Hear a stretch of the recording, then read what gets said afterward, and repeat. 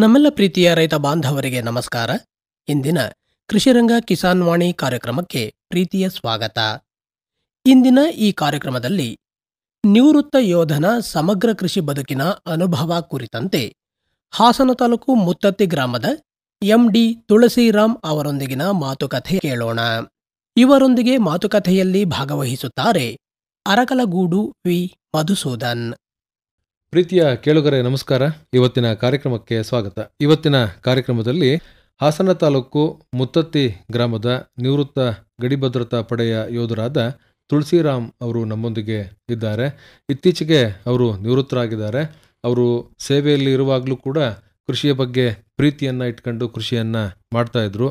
ಈಗ ಕೃಷಿಯನ್ನು ಮುಂದುವರಿಸ್ಕೊಂಡು ಕೆಲಸವನ್ನು ಮಾಡಿಕೊಂಡು ಹೋಗ್ತಾ ಇದ್ದಾರೆ. ಕೃಷಿಯ ಮೇಲೆ ಯಾಕೆ ಇಷ್ಟು ಪ್ರೀತಿ, ಕೃಷಿಯಲ್ಲಿ ಏನೆಲ್ಲ ವೈವಿಧ್ಯತೆಯನ್ನು ಅವರು ಮಾಡಿದ್ದಾರೆ, ಕೃಷಿಯಿಂದ ಹೇಗೆ ಗಳಿಕೆಯನ್ನು ಮಾಡ್ತಾ ಇದ್ದಾರೆ ಅನ್ನುವಂಥ ವಿಚಾರಗಳನ್ನು ಈಗ MD ತುಳಸಿರಾಮ್ ಅವರಿಂದಲೇ ನಾವು ಕೇಳಿ ತಿಳಿದುಕೊಳ್ಳೋಣ. ನಮಸ್ಕಾರ ತುಳಸಿರಾಮ್ ಅವರೇ. ನಮಸ್ಕಾರ ಸರ್. ತುಳಸಿರಾಮ್ ಅವರೇ, ತಮಗೆ ಎಷ್ಟು ವಯಸ್ಸು? ಸರ್, ನನಗೆ ಈಗ 50 ವರ್ಷ ಆಗಿದೆ ಸರ್. 50 ವರ್ಷ ಆಯಿತು. ಇತ್ತೀಚೆಗಷ್ಟೇ ತಾವು ನಿವೃತ್ತರಾದವರಲ್ವಾ? ಹೌದು ಸರ್. ಗಡಿ ಭದ್ರತಾ ಪಡೆನ ಯಾವಾಗ ಸೇರಿದ್ರಿ? ಸರ್, ನಾನು ಆಗಸ್ಟ್ 20ನೇ ತಾರೀಕು 1998ರಲ್ಲಿ ಗಡಿ ಭದ್ರತಾ ಪಡೆ ಸೇರಿದ್ದೆ ಸರ್. ಎಲ್ಲಿ ಸೇರಿದ್ರಿ? ಸರ್, ಆ್ಯಕ್ಚುಲಿ ನಾನು ಸೇರಿದ್ದು ಬೆಂಗಳೂರಲ್ಲೇ. ಬಟ್ ನಾನು ಆ್ಯಸ್ ಎ ರೇಡಿಯೋ ಆಪರೇಟರ್ ಮತ್ತೆ ಹೊಸದಾಗಿ ಭರ್ತಿಯಾಗಿ ನಾನು ಜಮ್ಮುಲಿ ಸೇರಿದೆ ಸರ್. ಜಮ್ಮುನಲ್ಲಿ ಮೊದಲ ಕೆಲಸ ಪ್ರಾರಂಭ? ಹೌದು, ಜಮ್ಮುಲೇ ಮೊದಲ ಕೆಲಸ ಪ್ರಾರಂಭ ಮಾಡಿದೆ ಆ್ಯಸ್ ಎ ರೇಡಿಯೋ ಆಪರೇಟರ್ ಆಗಿ. ಏನು ಓದಿದ್ರಿ ಅದಕ್ಕಿಂತ ಮೊದಲು? ಸರ್, ನಾನು ಇಲ್ಲಿ ಹಾಸನಲ್ಲೇ ಓದಿದ್ದು, ಹಾಸನ ವಿಜ್ಞಾನ ಕಾಲೇಜಲ್ಲಿ ಓದಿದ್ದೆ. ನಾನು BSc ಕಂಪ್ಲೀಟ್ ಮಾಡಿದ್ದೆ. ನಂತರವೇ ನಾನು ಸೈನ್ಯ ಸೇರಬೇಕು ಅಂತ ಒಂದು ಹೇಮ್ ಇಟ್ಕೊಂಡು ನಾನು ಬ್ಯಾಂಗ್ಳೂರ್ಗೆ ಹೋಗಿ ನಾನು ಉದ್ಯೋಗ ಪತ್ರಿಕೆ ಯಾವಾಗಲೂ ಓದ್ತಾ ಇದ್ದೆ. ಅದರಲ್ಲಿ ಯಾವಾಗಲೂ ನಾನು ಸೇನೆದೇನೆ ಕಾಲಮ್ನೇ ಹೆಚ್ಚಾಗಿ ನೋಡ್ತಾ ಇದ್ದೆ. BSc ಮುಗಿಸಿದ ತಕ್ಷಣ ನಾನು ಬೆಂಗಳೂರಿಗೆ ಹೋಗಿದ್ದೆ. ನಮ್ಮ ಸಿಸ್ಟರ್ ಅಲ್ಲಿದ್ದರು. ಅವ್ರ ಜೊತೆ ಇದ್ದಾಗ ನನಗೆ ಇದು ಕಾಲ್ ಆಗಿತ್ತು, ಆ್ಯಸ್ ಎ ರೇಡಿಯೋ ಆಪರೇಟರ್ ಅಂದರೆ 10+ ಸೈನ್ಸ್ ಆಗಿರೋರಿಗೆ ಅಂತ ಕಾಲ್ ಮಾಡಿದ್ರು. ಅದನ್ನು ನೋಡ್ಬಿಟ್ಟು ನಾನು ಸೀದಾ ಗಡಿ ಭದ್ರತಾ ಪಡೆಗೆ ಹೋಗಿ ಯಲಹಂಕದಲ್ಲಿ ನಮ್ಮ ಗಡಿ ಭದ್ರತಾ ಪಡೆಯ ಟ್ರೈನಿಂಗ್ ಸೆಂಟರ್ ಇದೆ, ಅಲ್ಲಿ ನಾನು ಜಾಯ್ನ್ ಆದೆ ಸರ್. ಈ ಒಂದು ಮಿಲಿಟರಿಗೆ ಸೇರಲೇಬೇಕು ಅಂತ ಹೇಳಿ ಮೊದಲಿಂದ ಆಸೆ ಇತ್ತು ಅಂತ ಹೇಳಿ? ಹೌದು ಹೌದು. ಹೇಗೆ ಪ್ರಾರಂಭ ಆಯಿತು ಈ ಆಸೆ? ಯಾಕಷ್ಟು ಆಸಕ್ತಿ ನಿಮಗೆ? ಸರ್, ನನಗೆ ಆಸಕ್ತಿ ಅಂದರೆ ನಾನು ವಿದ್ಯಾಭ್ಯಾಸ ಮಾಡೋಗಲೂ ಕೂಡ ನನಗೆ ಈ NCC ಇಂದ ನಮ್ಮ ಸೇನೆಗೆ ಸೇರಬೇಕು ಅಂತ ನನಗೆ ಒಲವು ಬಂತು. ಏಕೆಂದರೆ ನಾನು ಸುಮಾರು 6 ವರ್ಷ ಕಾಲ NCCಲಿ ಸುಮಾರು A ಸರ್ಟಿಫಿಕೇಟ್, B ಸರ್ಟಿಫಿಕೇಟ್ ಮತ್ತು ಲಾಸ್ಟ್ C ಸರ್ಟಿಫಿಕೇಟ್ ಅಂತ ಕೊಡ್ತಾರೆ. ಆ 3 ನಾನು ಕಂಪ್ಲೀಟ್ ಮಾಡಿದೆ. 3 ಕಂಪ್ಲೀಟ್ ಆದಮೇಲೆ ನನಗೆ ಸೇನೆ ಬಗ್ಗೆ ಹೆಚ್ಚು ಆಸಕ್ತಿ ಮತ್ತು ಅದ್ರ ಬಗ್ಗೆ ತಿಳ್ಕೊಳ್ಳೋ ಕುತೂಹಲ ಜಾಸ್ತಿ ಆಗೋಯ್ತು. ಮತ್ತು ನಾನು ಈ ಸೇನೆ ಒಳಗೆ ಜಾಬ್ ಮಾಡಬೇಕು ಅಂತ ಒಂದು ಆಸೆ ಹುಡ್ಕತ್ತು. ಆದ್ರೂ ನನಗೆ ಸ್ವಲ್ಪ ನಾನು ಮನೆ ಕಡೆ ವ್ಯವಸಾಯ ಮಾಡ್ಕೊಂಡಿದ್ದೆ. ವ್ಯವಸಾಯ ಮಾಡ್ಕೊಂಡು ಪ್ಯಾರಲಲ್ ವಿದ್ಯಾಭ್ಯಾಸದ ಜೊತೆಗೆ ವ್ಯವಸಾಯನೇ ಮಾಡ್ತಾ ಇದ್ದೆ. ಅದ್ರೊಳಗೂ ಕೂಡ ಈ NCC ಸೇರಿದ್ರಿಂದ ನನಗೆ ಸೇನೆಗೆ ಸೇರಲೇಬೇಕು ಅಂತ ಒಂದು ಒಲವು ಬಂತು. ಈ ಕಡೆ ವ್ಯವಸಾಯನೂ ಮಾಡಬೇಕು, ಸೇನೆಗೂ ಸೇರಬೇಕು, ಮತ್ತು ಮನೆ ತೊಂದರೆಗಳನ್ನು ನೀಗಿಸ್ಬೇಕು ಅಂದರೆ ನಾನು ಜಾಬ್ ಮಾಡಲೇಬೇಕು ಯಾವ್ದಾರು ಒಂದು.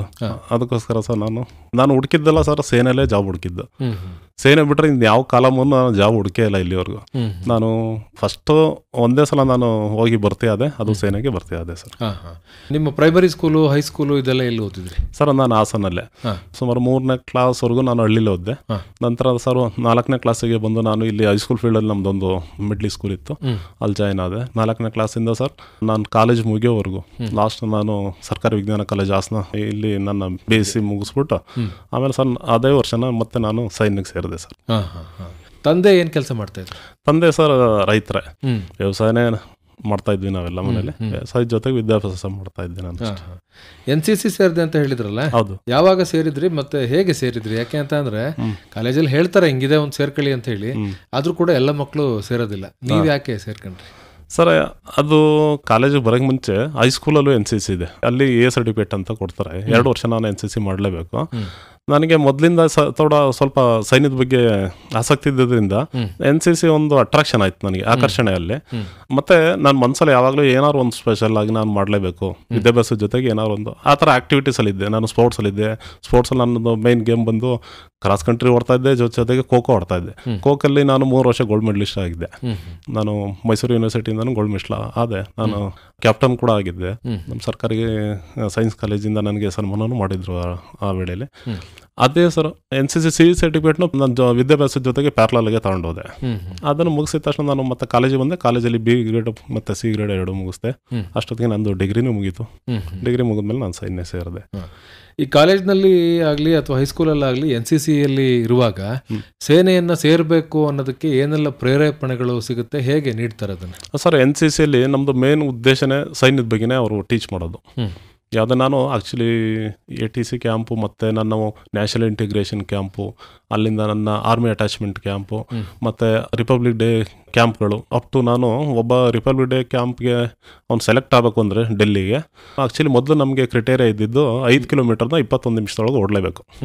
ಆ ಎಬಿಲಿಟಿ ಇದ್ದರೆ ಮಾತ್ರ ಅವ್ನು ಅಲ್ಲಿವರೆಗೂ ಹೋಗಿ ಸಾಧ್ಯ. ಯಾಕೆಂದರೆ ಗಂಟೆಗಟ್ಟಲೆ ಪೆರೇಡ್ ಮಾಡಿಸ್ತಾರೆ ಟ್ರೈನಿಂಗ್ ಕೊಡುವಾಗ. ಆ ಗಂಟೆಗಟ್ಟಲೆ ಮನುಷ್ಯ ಅವನು ಫಿಸಿಕಲಿ ಫಿಟ್ ಇದನೋ ಇಲ್ವೋ ಅಂತ ಟೆಸ್ಟ್ ಮಾಡೋಕ್ಕೆ ನಮಗೆ 21 ನಿಮಿಷದಲ್ಲಿ 5 ಕಿಲೋಮೀಟರ್ ನಾವು ಓಡಲೇಬೇಕಾಗಿತ್ತು.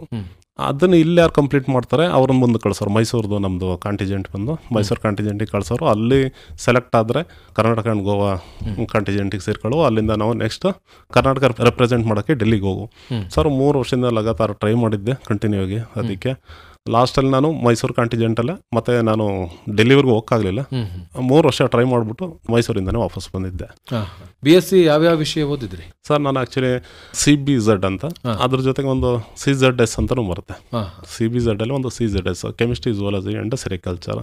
ರೇಷ್ಮೆ ಎಲ್ಲ ಅದು ಸ್ವಲ್ಪ ಆವಾಗ ಸ್ಕೋಪ್ ಇತ್ತು. ರೇಷ್ಮೆ ಎಲ್ಲ ಬಗ್ಗೆ ತಿಳ್ಕೊಬೇಕು ಅಂತ ಸ್ವಲ್ಪ ಜಾಸ್ತಿ ಗ್ರೇಡ್ ಇದೆ ಅಂತ ಏನೋ ಯಾರೋ ಹೇಳಿದ್ದು. ಅದಕ್ಕೋಸ್ಕರ ನಾನು CZ ಆರಿಸ್ಕೊಂಡೆ.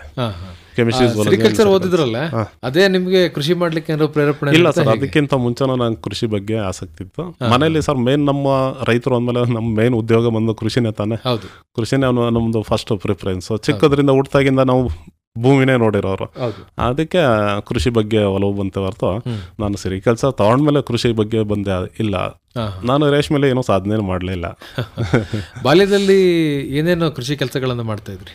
ಸರ್, ಬಾಲ್ಯದಲ್ಲಿ ಅದೇ ತಂದೆ ಜೊತೆಗೆ ಸ್ಟಾರ್ಟಿಂಗಲ್ಲಿ ಪ್ರಾರಂಭಿಸ್ತು ಕೃಷಿ ಮಾಡೋಕ್ಕೆ. ಸರ್, ಇನ್ನೇನು ನಮ್ಮ ಹಾಸನ ರೈತರಿಗೆಲ್ಲ ಗೊತ್ತಿದೆ, ಮೆಕ್ಕೆಜೋಳ, ಆಲೂಗೆಡ್ಡೆ, ಕಬ್ಬು, ರಾಗಿ, ಭತ್ತ ಮತ್ತೆ ಬೇಳೆಕಾಳುಗಳ ಜೊತೆಗೆ ಇದೆ ಅಲ್ವಾ ನಮ್ಮ ಮೇನ್ ಕೃಷಿ ಬಂದು ಇಲ್ಲಿ ಹಾಸನ ಜಿಲ್ಲೆಯಲ್ಲಿ. ಇವಾಗೆಲ್ಲ ಬಿಡಿ, ಇವಾಗ ಸ್ವಲ್ಪ ಚೇಂಜ್ ಆಗಿದೆ. ಈಗೆಲ್ಲ ಶುಂಠಿನೇ ಮೇನ್ ಕ್ರಾಪ್ ಮಾಡ್ಕೊಬಿಟ್ಟಿದ್ದಾರೆ. ರೇಟ್ ಸಿಕ್ಕಿದ್ರಂತೂ ಹಾಸನ ಡಿಸ್ಟ್ರಿಕ್ಟ್ ಪೂರ್ತಿ ಶುಂಠಿನೇ ಆಗುತ್ತೆ. ಬಟ್ ರೇಟ್ ಒಂದು ವರ್ಷ ಆ ಥರ, ಒಂದು ವರ್ಷ ಈ ಥರ ಆಗಿರೋದ್ರಿಂದ ಶುಂಠಿನ ಬೆಳಿಬೇಕೋ ಬೇಡೋ ಅನ್ನೋದು ರೈತರಿಗೆ ಕನ್ಫ್ಯೂಸಲ್ಲಿ ಇರ್ತಾರೆ. ಯಾಕೆಂದ್ರೆ 1 ವರ್ಷ ರೇಟ್ ಸಿಗುತ್ತೆ, ಒಂದು 4 ವರ್ಷ ಸಿಗಲ್ಲ. ಅದರಿಂದ ರೈತರಿಗೂ ತುಂಬ ತೊಂದರೆ ಸಿಗಾಕಬಿಟ್ಟವ್ರೆ ಶುಂಠಿ ಹಾಕಕ್ಕೆ ಹೋಗಿ ಈ ಸಲ ಎಲ್ಲ. ನಮ್ಮ ಮೇನ್ ಕ್ರಾಪ್ ಬಂದು ಅದನ್ನೇ. ನಾನು ಸೈನ್ಯದಲ್ಲಿದ್ದರೂ ಕೂಡ ಶುಂಠಿ ಹಾಕಬೇಕು ಅನ್ನೋ ಒಂದು ಉದ್ದೇಶಕ್ಕೆ 3 ವರ್ಷ ನಾನು ಶುಂಠಿ ಹಾಕಿದ್ದೆ. ಬಟ್ ನಾನು ಲಾಭ ಪಡೆಯೋಕೆ ಆಗಲಿಲ್ಲ ಅದರಲ್ಲಿ. ಹೌದು. ಅಲ್ಲಿಂದ ಬಂದು ನಾನು ಸರ್ ಈ ಮೆಕ್ಕೆಜೋಳ ಇವೆಲ್ಲ ಸರ್ ಕಮರ್ಷಿಯಲ್ ಕ್ರಾಪ್ ಅಲ್ಲ ಬೇಕೇ ಬೇಕು. ಹಾಗಂತ ಎಲ್ಲರೂ ಕಮರ್ಷಿಯಲ್ ಕ್ರಾಪ್ಗೆ ಹೋದ್ರೆ ಹೊಟ್ಟೆಗೆ ಏನು ತಿನ್ಬೇಕಾಗುತ್ತೆ. ನಾವು ರಾಗಿ, ಜೋಳ, ಭತ್ತ, ಗೋಧಿ ಬೆಳಿಲೇಬೇಕಾಗುತ್ತೆ. ಬಟ್ ನಾನು ಆರಿಸ್ಕೊಂಡಿದ್ದೆ ಹೆಂಗೆ ಗೊತ್ತಾ, ನನಗೆ ಆ್ಯಕ್ಚುಲಿ ಇವೆಲ್ಲ ಬೆಳೆಯೋಕೆ ನನ್ನ ಹತ್ರ ಟೈಮ್ ಇರಲಿಲ್ಲ. ಯಾಕಂದ್ರೆ ನಾನು ಸೈನ್ಯದಲ್ಲಿ ಇದ್ರಿಂದ ರಾಗಿ, ಭತ್ತ ಇವೆಲ್ಲ ಬೆಳೆಯೋದ್ರಿಂದ ನನಗೆ ಹೆಚ್ಚು ಕೆಲಸ ಇರುತ್ತೆ. ಅಲ್ಪಾವಧಿ ಬೆಳೆಗಳು 3 ತಿಂಗಳಿಗೆ, 1 ತಿಂಗಳಿಗೆ, 2 ತಿಂಗಳಿಗೆಲ್ಲ ಬರ್ಬೇಕಾಗುತ್ತೆ. 3 ತಿಂಗಳಿಗೆ ಬರೋಕ್ಕಾಗೋದಿಲ್ಲ. ನಾನು ವರ್ಷಕ್ಕೆ 2 ಸಲ ಬರ್ತಾ ಇದ್ದು ರಜಾ. ಇವಾಗ ಬಿಡಿ, ಇವಾಗ ಸೈನ್ಯದಲ್ಲಿ ಸ್ವಲ್ಪ ಇದನ್ನ ರಿಯಾಯಿತಿ ಕೊಟ್ಟಿದ್ದಾರೆ. 4,000 ನೀವು ರಜಾ ಕಟ್ ಮಾಡ್ಬೋದು ಅಂತ ಹೇಳಿದ್ದಾರೆ. ನಾನು ಆ್ಯಕ್ಚುಲಿ 3 ಸಲನಾದ್ರು ಬರ್ತಾ ಇದ್ದೆ ವರ್ಷಕ್ಕೆ. ಬಂದು ಸ್ವಲ್ಪ ನಾನು ತೋಟ ಮಾಡೋಕ್ಕೆ ಶುರು ಮಾಡಿದ್ಮೇಲೆ 3 ಸಲ ಅಂತೂ ನಾನು ಕಂಪಲ್ಸರಿ ರಜಾ ಬರ್ತಾನೆ ಇದ್ದೆ. 1 ವರ್ಷದಲ್ಲಿ 3 ಸಲ ಬರ್ತಾ ಇದ್ದೆ ನಾನು.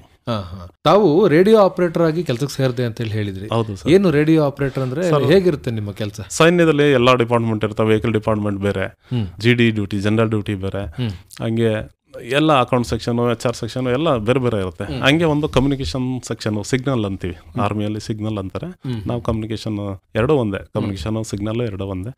ಕಮ್ಯುನಿಕೇಷನಲ್ಲಿ ಏನಾಗುತ್ತೆ ಅಂದರೆ ನಾವು ಮೆಸೇಜನ್ನು ಕನೆಕ್ಟ್ ಮಾಡೋದು. ಇಡೀ ದೇಶನ ನಾವು ಒಂದು ಸಲ ಕನೆಕ್ಟ್ ಮಾಡ್ತೀವಿ. ಕನೆಕ್ಟ್ ಅಂದರೆ ಒಂದು ದಿಕ್ಕಲ್ಲಿರೋ ಮೆಸೇಜ್ಗಳನ್ನ ಇನ್ನೊಂದು ದಿಕ್ಕಿಗೆ ಕಳಿಸ್ಬೇಕು ಅಂದರೆ ರೇಡಿಯೋ ಆಪ್ರೇಟರ್ ಬಹುಮುಖ್ಯ ಪಾತ್ರ ವಹಿಸುತ್ತೆ ಅಲ್ಲಿ. ಈಗ ಅಲ್ಲಿ ಒಬ್ಬ ರೇಡಿಯೋ ಆಪ್ರೇಟರ್ ಕೂತ್ಕೊಂಡು ನಾರ್ತ್ ಬೆಂಗಾಲಿಂದ ಒಂದು ಡೆಲ್ಲಿಗೆ ಮೆಸೇಜ್ ಕಳಿಸ್ಬೇಕು ಅಂದರೆ ಅದು 3 ಜಾಗದಲ್ಲಿ ಹೋಗಿ ಮತ್ತೆ ಆ ಜಾಗಕ್ಕೆ ಸೇರುತ್ತೆ. ಆ್ಯಸ್ ಎ ಪೋಸ್ಟ್ ಮ್ಯಾನ್, ಈಗ ಒಂದು ಪೋಸ್ಟ್ ನಾವು ಇಲ್ಲಿ ಒಂದು ಡಬ್ಬದೊಳಗೆ ಪೋಸ್ಟ್ ಹಾಕಿದ್ರೆ ಅದು ತಲುಪಕ್ಕೆ ಎಷ್ಟು ಜನ ಕೈ ಮುಟ್ಟುತ್ತೋ ಹಂಗೇನೆ ಕರೆಕ್ಟಾದ ಅಡ್ರೆಸ್ಸಿಗೆ ತಲುಪಬೇಕು ಅಂದರೆ ಹಂಗೇನೆ. ಈಗ ನಮ್ಮದು ಗಡಿ ಭದ್ರತಾ ಪಡೆ ದೇಶದ ಎಲ್ಲ ಕಡೆ ಇದೆ. ದೇಶದ ಎಲ್ಲ ಕಡೆ ಅಂದರೆ ಬಾರ್ಡ್ರಲ್ಲಿ ನಾವೇ ಬಾರ್ಡರ್, ನಮ್ಮದು ಫಸ್ಟ್ ಲೈನ್ ಆಫ್ ಡಿಫೆನ್ಸ್ ಅಂತೀವಿ ನಾವು.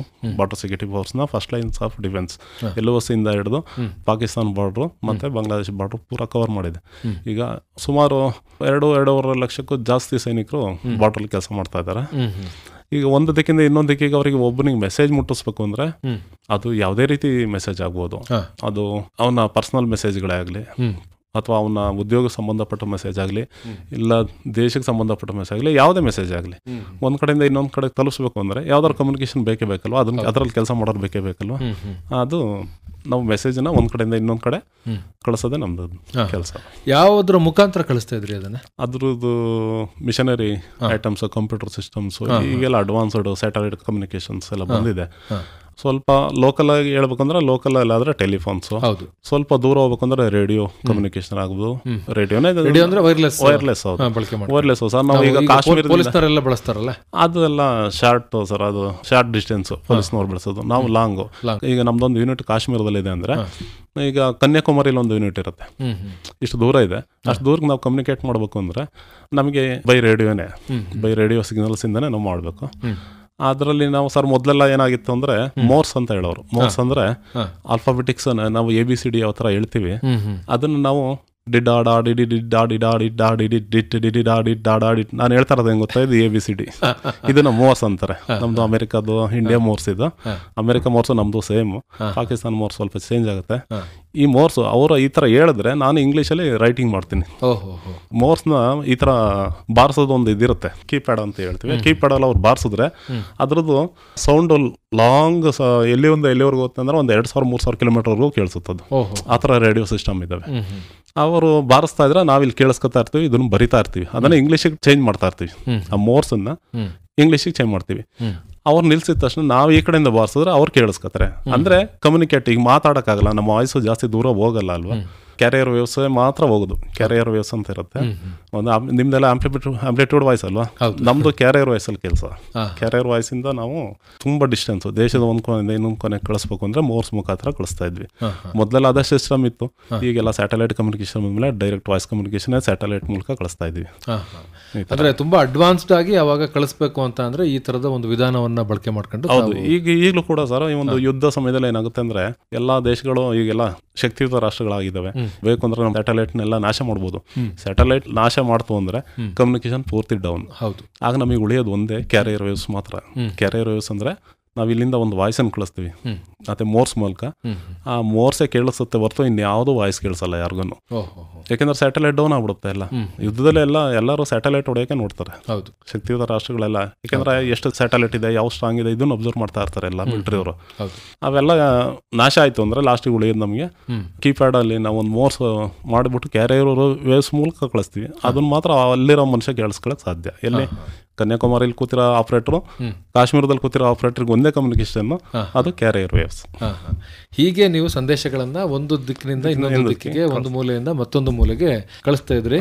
ಅದನ್ನ ರೇಡಿಯೋ ಆಪರೇಟರ್ ಅಂತ ಹೇಳಿ ಕರೀತಾರೆ. ಈ ಕೆಲಸವನ್ನ ತಾವು ಮಾಡ್ತಾ ಇದ್ರಿ ಅಲ್ವಾ? ಈ ಕೆಲಸವನ್ನ ಮಾಡ್ತಾ ಮಾಡ್ತಾನೆ ಇದ್ರ ಜೊತೆಗೆ ತಾವು ಕೃಷಿಯಲ್ಲೂ ಕೂಡ ಆಸಕ್ತಿಯನ್ನ ಹೊಂದಿ, ನೀವು ದೂರದಲ್ಲಿದ್ರೂ ಕೂಡ ಇಲ್ಲಿ ಕೃಷಿ ಪಾಡಿ ಕೃಷಿ ಆಗ್ಬೇಕು, ಆ ತರ ಮಾಡ್ಬೇಕು ಅನ್ನೋ ತರದಲ್ಲಿ ತಾವು ಕನ್ವರ್ಷನ್ ಅನ್ನ ಮಾಡ್ಕೊಂಡ್ರಿ. ಹೇಗೆ ಬದಲಾವಣೆಯನ್ನ ಮಾಡ್ಕೊಂಡ್ರಿ? ಯಾಕೆಂದ್ರೆ ನಿಮ್ಮ ಒಂದು ಅಟೆನ್ಷನ್ನು ಇಡೀ ವರ್ಷ ಪೂರ್ತಿ ಇಲ್ದನೇ ಇದ್ರೂ ಕೂಡ ಇಲ್ಲಿ ಕೃಷಿ ಅನ್ನುವಂಥದ್ದು ಆಗ್ತಾ ಇರಬೇಕು. ಅದನ್ನ ಹೇಗೆ ಮಾಡ್ಕೊಂಡ್ರಿ ಸರ್? ಯಾವುದೇ ಈಗ ಜಮೀನನ್ನ ಖಾಲಿ ಬಿಡಕ್ಕೆ ತುಂಬಾ ಯಾರು ಇಷ್ಟಪಡಲ್ಲ. ಈಗ ನಾನು ಒಬ್ಬನೇ ಮಗ ಆಗಿದ್ದರಿಂದ, ತಂದೆಗೂ ವಯಸ್ಸಾಗಿರೋದ್ರಿಂದ ನಾನೇನ್ ಮಾಡಿದೆ ಸರ್, ನಾನು ಜಮೀನನ್ನು ಇಂಪ್ರೂವ್ ಮಾಡಬೇಕು ಅಂತ ಮೊದಲು ಸಿಲ್ವರ್ ಗಿಡಗಳು ಬೆಳೆಸ್ದೆ.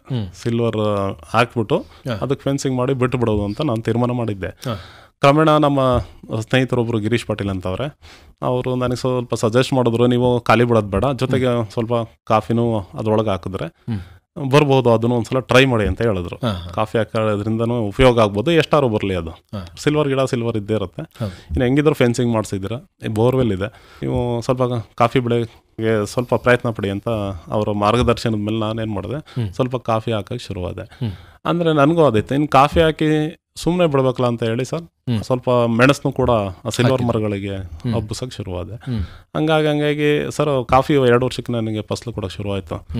ಅವಾಗ ಏನು ಅಷ್ಟು ರೇಟ್ ಇರಲಿಲ್ಲ. ಈಗ ತುಂಬ ಕಾಫಿ ರೇಟ್ ಇದೆ, ಜಾಸ್ತಿ ಇದೆ. ಅವಾಗ ಅಷ್ಟು ರೇಟ್ ಇರಲಿಲ್ಲ. ಆದರೂ ಕೂಡ ಒಂದು ಪ್ಯಾರಲಲ್ ಬೆಳೆ ಆಗಿ ಇನ್ನು ಅದನ್ನು ನೋಡ್ಕೊಳಕ್ಕೆ ಅಂತ ಸರ್ ಒಂದು ಲೇಬರ್ ನಾನು ಇಡ್ಲೇಬೇಕಾಯ್ತಲ್ಲಿ. ಒಂದು ಲೇಬರ್ ಹೌದು, ಅವ್ರ ಸಹಾಯ ತಗೊಳ್ಳೇಬೇಕಾಗಿತ್ತು. ಯಾಕೆಂದ್ರೆ ನಾನು ಒಬ್ಬನೇ ಇರೋದು ಮನೆಯಲ್ಲಿ. ನಾನು ಒಬ್ಬನೇ ಈ ಕಡೆ ಸೈನ್ಯದಲ್ಲಿ ನನಗೆ ಯಾವಾಗ ಬೇಕಾಗಿ ರಜೆ ಕೊಡಲ್ಲ. ವರ್ಷಕ್ಕೆ 2 ಸಲ ಮಾತ್ರ, ಇಲ್ಲ 3 ಸಲ ಅಷ್ಟೇ ಬರ್ತಿದ್ದು ನಾನು. ಒಟ್ಟಿನಲ್ಲಿ 2 ತಿಂಗಳಲ್ಲಿ ನೀವು ಯಾವ ಸಲ ಬಂದು ಹೋಗ್ಬೋದಿತ್ತು ವಾಪಸ್ಸು. ಅಷ್ಟರೊಳಗೆ ನಾನು ಒಬ್ಬನೇ ಎಲ್ಲ ಪ್ರಯತ್ನ ಮಾಡೋಕ್ಕಾಯ್ತಿರಲಿಲ್ಲ. ಅದಕ್ಕೆ ನಾನು ಲೇಬರ್ ಸಹಾಯನ ತಗೊಂಡೆ. ಆ ಒಂದು ಕಾರಣಕ್ಕಾಗಿ ಹೀಗೆ ಸ್ವಲ್ಪ ದೀರ್ಘಾವಧಿ ಬೆಳೆಗಳನ್ನು ಹಾಕೊಂಡ್ರೆ ಹೌದು, ದೀರ್ಘಾವಧಿ ನಾವು ಹೆಚ್ಚು ಇಲ್ಲಿ ಇರಬೇಕಾಗಿಲ್ಲ, ಅದ್ರ ಪಾಡ್ಗದಿರುತ್ತೆ ಅನ್ನೋದ್ರಲ್ಲಿ ತಾವು ಮಾಡಿ ಜಮೀನು ಮಾಡ್ಕೊಂಡು ಈಗ ಜೈ ಜವಾನ್ ಜೈ ಕಿಸಾನ್ ಅಂತ ಹೇಳ್ತಾರಲ್ಲ, ಎರಡೂ ಆಗ್ಬೇಕು, ಜೈ ಜವಾನ್ ಆಗ್ಬೇಕು, ಈ ಕಡೆ ಜೈ ಕಿಸಾನು ಆಗ್ಬೇಕು ಅಂತ ಹೇಳಿ ಶುರು ಮಾಡಿದೆ ಸರ್, ಪ್ರಾರಂಭ ಮಾಡಿದ್ವಿ.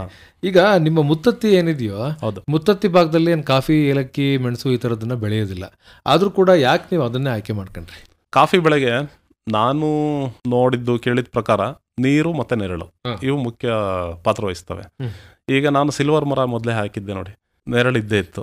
ನಂದು ಪಂಪ್ ಸೆಟ್ ಇರೋದ್ರಿಂದ ನೀರು ಇದ್ದೇ ಇದೆ. ನೀರು ಮತ್ತೆ ನೆರಳಿದ್ರೆ ಕಾಫಿ ಬಂದೇ ಬರುತ್ತೆ ಅಂತ ಒಂದು ನನ್ನಲ್ಲಿ ಒಂದು ಇದಿತ್ತು, ನೋಡಿದ್ದೆ ಎಲ್ಲ ಕಡೆ. ಮತ್ತೆ ಈಗ ಸಕಲೇಶ್ವರ ಎಲ್ಲ ತುಂಬಾ ಮಲೆನಾಡು, ಅದು ಇದು ಮಲೆನಾಡು ಏನೇನು ಹೇಳ್ತಾರೆ, ಅದೇನು ತುಂಬಾ ದೂರ ಇಲ್ಲ ಸರ್. ನಾನು ದೇಶ ಸುತ್ತಿರೋನ್ಗೆ ಇಲ್ಲಿಂದ ಸಕಲೇಶ್ವರ ಏನು ನನಗೆ ದೂರ ಅನಿಸ್ತಿಲ್ಲ, ತುಂಬಾ ದೂರ. ಕ್ಲೈಮೇಟು ಕೂಡ ಕಾಶ್ಮೀರ ಮತ್ತೆ ಇಲ್ಲಿ ಇರೋವಷ್ಟು ಡಿಫ್ರೆನ್ಸ್ ಇಲ್ಲ. ಸೇಮ್ ಕ್ಲೈಮೇಟ್, ಸಕಲೇಶ್ವರದ್ದು ಮಡಿಕೇರಿದೆಲ್ಲ ಸೇಮ್ ಕ್ಲೈಮೇಟೇ. ಒಂದು 2 ಡಿಗ್ರಿ ವ್ಯತ್ಯಾಸ ಇರ್ಬೋದು, 1 ಡಿಗ್ರಿ ವ್ಯತ್ಯಾಸ ಇರ್ಬೋದು, ಇಲ್ಲ ಅಲ್ಲಿಗಿಂತ ಕಡಿಮೆನೂ ಇರ್ಬೋದು. ನನಗೆ ಅನ್ನಿಸ್ತು ಕ್ಲೈಮೇಟ್ ಏನೋ ನಮಗೆ ಜಾಸ್ತಿ ವ್ಯತ್ಯಾಸ ಇಲ್ಲ, ಮತ್ತೆ ನೀರು ಗೊಬ್ಬರ ಇದೆ, ಎಲ್ಲ ಫೆಸಿಲಿಟಿ ಇರೋದ್ರಿಂದ ನಾನೇ ಕಾಫಿ ಬೆಳಿಬಾರ್ದು ಅಂತ ಈಗ ಟ್ರೈ ಮಾಡಿ ನೆರಳಿರಬೇಕು ಸರ್. ಅದಕ್ಕೆ ಒಂದು 60% ನೆರಳಬೇಕು, 40% ಬೆಳಕಬೇಕು, ಸೂರ್ಯನ ಬೆಳಕು. ಬಟ್ ಅದಿದೆಯಲ್ಲ ಅಂತ ಹೇಳಿ ಶುರು ಮಾಡಿದೆ ಸರ್. ತುಂಬಾ ಚೆನ್ನಾಗೇ ಬಂತದ್ದು. ಬಟ್ ಅದಕ್ಕೆ ತುಂಬಾ ಚೆನ್ನಾಗಿ ಬಂತು, ತುಂಬಾ ಚೆನ್ನಾಗಿ ರೇಟ್ ಇದೆ. ಸ್ವಲ್ಪ ಲೇಬರ್ ಪ್ರಾಬ್ಲಮ್ ಇದೆ ಸರ್ ಅದು ಕಾಫಿ ಬಿಡಿಸುವಾಗ. ಯಾಕೆಂದ್ರೆ ನಮ್ಮ ಸೈಡ್ ಅವ್ರಿಗೆ ಕಸಿ ಮಾಡೋದಾಗ್ಲಿ, ಗಿಡನ ಕ್ರಾಪ್ ಕಟಿಂಗ್ ಮಾಡ್ತಾರಲ್ಲ, ಗೊತ್ತಾಗಲ್ಲ, ಅದೆಲ್ಲ ಗೊತ್ತಾಗಲ್ಲ. ಮತ್ತೆ ಅದೆಲ್ಲ ಚಿಗುರುಗಳು ತೆಗಿತಾ ಇರ್ಬೇಕು, ಅದು ಲೇಬರ್ ಸಮಸ್ಯೆ ಇದೆ ನನಗೆ ಸ್ವಲ್ಪ. ಮತ್ತೆ ಯಾವ ಟೈಮಲ್ಲಿ ಗೊಬ್ಬರ ಕೊಡಬೇಕು, ಯಾವ ಟೈಮಲ್ಲಿ ಯಾವ ಔಷಧಿಗಳ ಸಿಂಪಡಣೆ ಮಾಡಬೇಕು, ಅದೆಲ್ಲ ನಾಲೆಡ್ಜ್ ಸಿಗುತ್ತೆ. ನಾವು ಸ್ವಲ್ಪ ಸಕಲೇಶ್ವರ ಸೈಡ್ ಅವರು ನನಗೆ ಯಾರು ಗಿಡ ವಿತರಿಸಿದ್ರು ಅವ್ರ ಹತ್ರ ಸ್ವಲ್ಪ ಕನೆಕ್ಷನ್ ಇಟ್ಕೊಂಡು ಎಲ್ಲಾನು ಅವ್ರ ಹತ್ರ ಕೇಳಿ ಮಾಡಿಸ್ತಾ ಇದ್ದೆ. ಸಕಲೇಶ್ಪುರದವರೆಗೂ ಹೋಗ್ಬೇಕಾಗಿಲ್ಲ ನಾವು, ಅಲ್ಲಿ ಆಲೂರು ಇದೆ, 10 ಕಿಲೋಮೀಟರ್ ಆಗುತ್ತೆ. ಆಲೂರಿನಲ್ಲೇ ಕಾಫಿ ಶುರು ಆಗುತ್ತೆ. ಸ್ವಲ್ಪ ಮುಂದಕ್ಕೆ ಪಾಳ್ಯಕ್ಕೆ ಹೋದ್ರೆ ಅಲ್ಲಿಂದ ಅಂತೂ ಸಂಪೂರ್ಣವಾಗಿ ಕಾಫಿನೇ ಬೆಳಿತಾರೆ. ಕಾಫಿ, ಮೆಣಸು, ಏಲಕ್ಕಿ ಎಲ್ಲ ಬೆಳಿತಾರೆ. ಹಾಗಾಗಿ ನಾವು ಸಕಲೇಶ್ಪುರ ಅದೊಂದು ತಾಲೂಕ್ ಕೇಂದ್ರ ಅಂತ ಹೇಳಿ ಹೇಳ್ತೀವಿ, ಅಲ್ಲಿವರೆಗೂ ಹೋಗ್ಬೇಕು, ಜನರು ಕಾಫಿ ಬೆಳೀತಾರೆ ಅದಕ್ಕೆ. ಹೌದು, ಇಲ್ಲಿ ನಮ್ಗೆ ಹಾಸನದ ಸಮೀಪದಿಂದಲೇ ಕಾಫಿ ಅನ್ನುವಂಥದ್ದು ಪ್ರಾರಂಭ ಆಗುತ್ತೆ. ಹಾಗಾಗಿ ಬೆಳಿಬಹುದು ಅನ್ನುವಂಥ ಒಂದು ಧೈರ್ಯವನ್ನ ಮಾಡಿದ್ರು. ಎಷ್ಟು ಜಮೀನು ಇದೆ ತುಳಸಿರಾಮ್ ನಿಮ್ಗೆ? ಸರ್ ನನಗೆ ಆಕ್ಚುಲಿ ಮುತ್ತತ್ತಿಲಿ ಕಾಫಿ ಬೆಳೆಯಕ್ಕೆ ಅಂತ ಈಗ 4.5 ಎಕರೆ ಇದೆ. ಟೋಟಲ್ 4.5 ಎಕರೆ 4 ಎಕರೆ ಜಮೀನಿದೆ. ಅದೆಲ್ಲ ತುಂಬಾ ಸರೌಂಡಿಂಗ್ ಆಗಿ ಫೆನ್ಸಿಂಗ್ ಹಾಕಿ ಒಂದು ಗೇಟ್ ಇಕ್ಕಿ, ಗೇಟ್ ಇಟ್ಟಾದ್ಮೇಲೆ ಒಂದು ಮನೆ ಕಟ್ಸಿ ಅಲ್ಲಿ, ಮತ್ತೆ ಪಂಪ್ ಸೆಟ್ಗಳು ಕೊರ್ಸಿ ತುಂಬಾ ಒಂದು 20-25 ಲಕ್ಷ ನಾನು ದುಡ್ಡನ್ನ ನಿರಂತರವಾಗಿ ಇನ್ವೆಸ್ಟ್ ಮಾಡಿದ್ದೆ ಮೊದಲಿಂದ, ಒಂದು 10 ವರ್ಷಗಳ ಕಾಲದಿಂದ. ಈಗ ಅದರ ಪ್ರತಿಫಲ ನನಗೆ ಸಿಗ್ತಾ ಇದೆ.